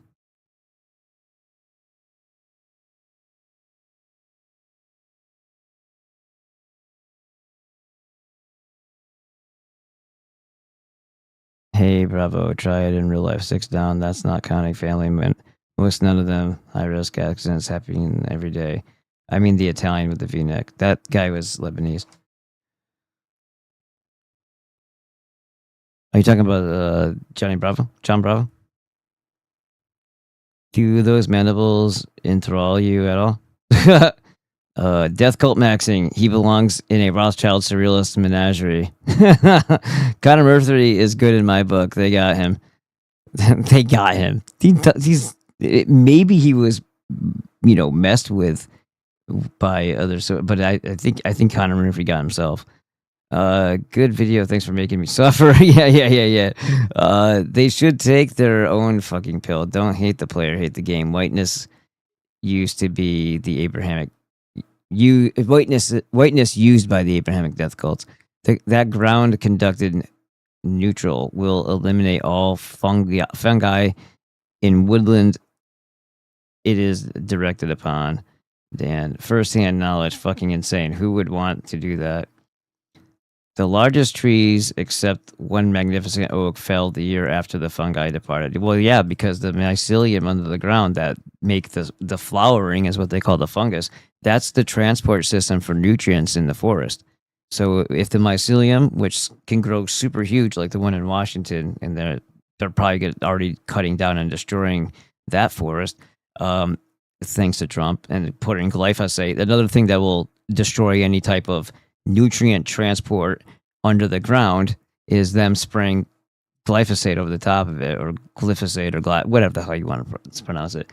It's a very deliberate thing that they're doing, and there's no liability. But the brain of the forest is the mycelium. If you ever grown mushrooms, you know what it is. It's that white stuff they hate whiteness. It actually creates its own like defensive measures. I don't want to use the word antibiotic because that's not the proper way to think about it, but it is the transport system for nutrients to all other greenery, plant life, trees in the forest. And when they damage that, they dry it out, they kill it. It's done. It's over. Definite ring range, noticeable. I really would. Edward Snowman says, I really would like to get away from having to accept sex work as if it's not an act of cruelty against society or posterity or something else. I really like to get away from having to accept sex work as if it's not an act of cruelty against society or posterity or someone else. I sometimes go to 7-Eleven to buy weed from the parking lot. That's funny. Yeah, but you're not actually buying their product, right? Turf Jockey says, see what you want. 7-Eleven has great apple fritter. Oh, I don't know about that stuff. Is that the stuff that's in the hot bins? I mean, every once in a while I'll get one of those roller things, but not from 7-Eleven. We don't have those around here. The buffalo chicken rollers. I know it sounds like stupid and gross, but at least it's chicken, right? I love Israel. The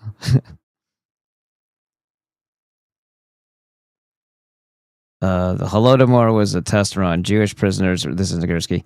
Radiosac was the last one. Holodomor was a test run. Jewish prisoners released oversaw the installed famine while flying the black flag. They were magicians pulling a single kernel of wheat out of little children's pockets. Yeah, and they were killing them for taking anything off the ground. And they also let most of that shit rot.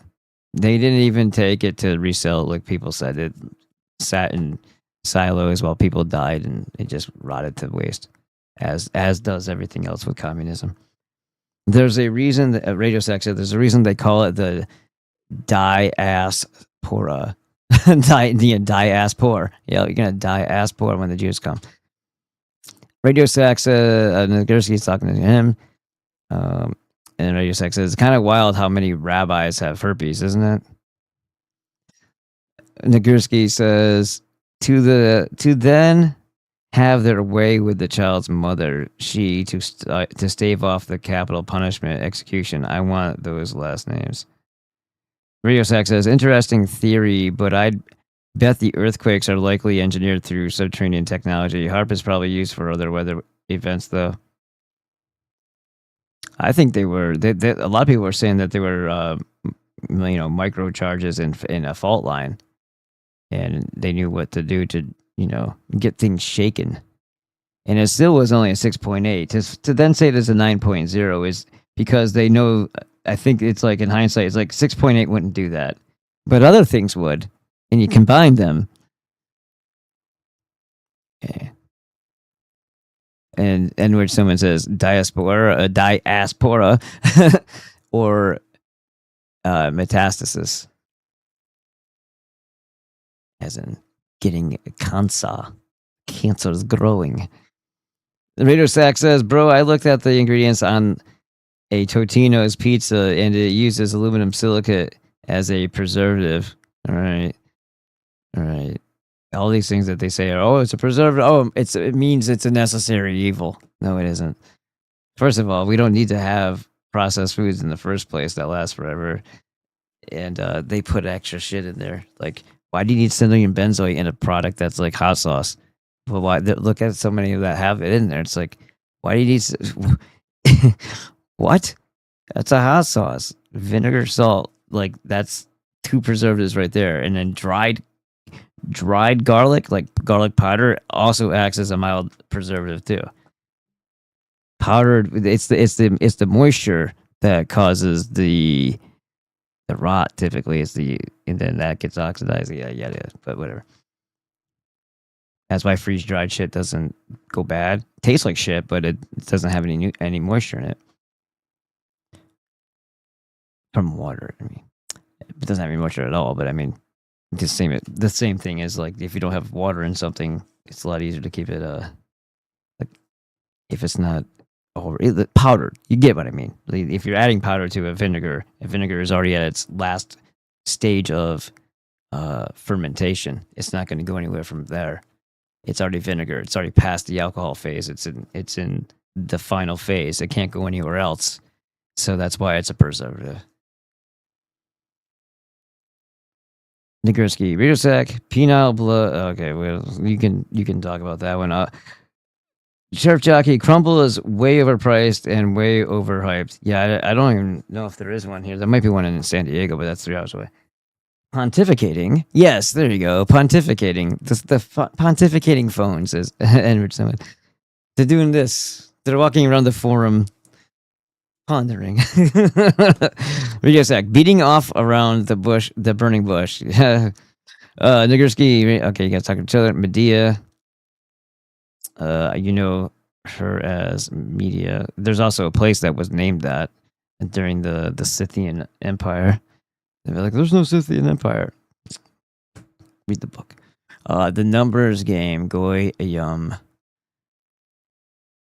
I have to show you something here. Back. Okay, society is cooked. And then he says, Nagurski, look at this. Ermagerd right there. And then I dropped in stuff. One by accident.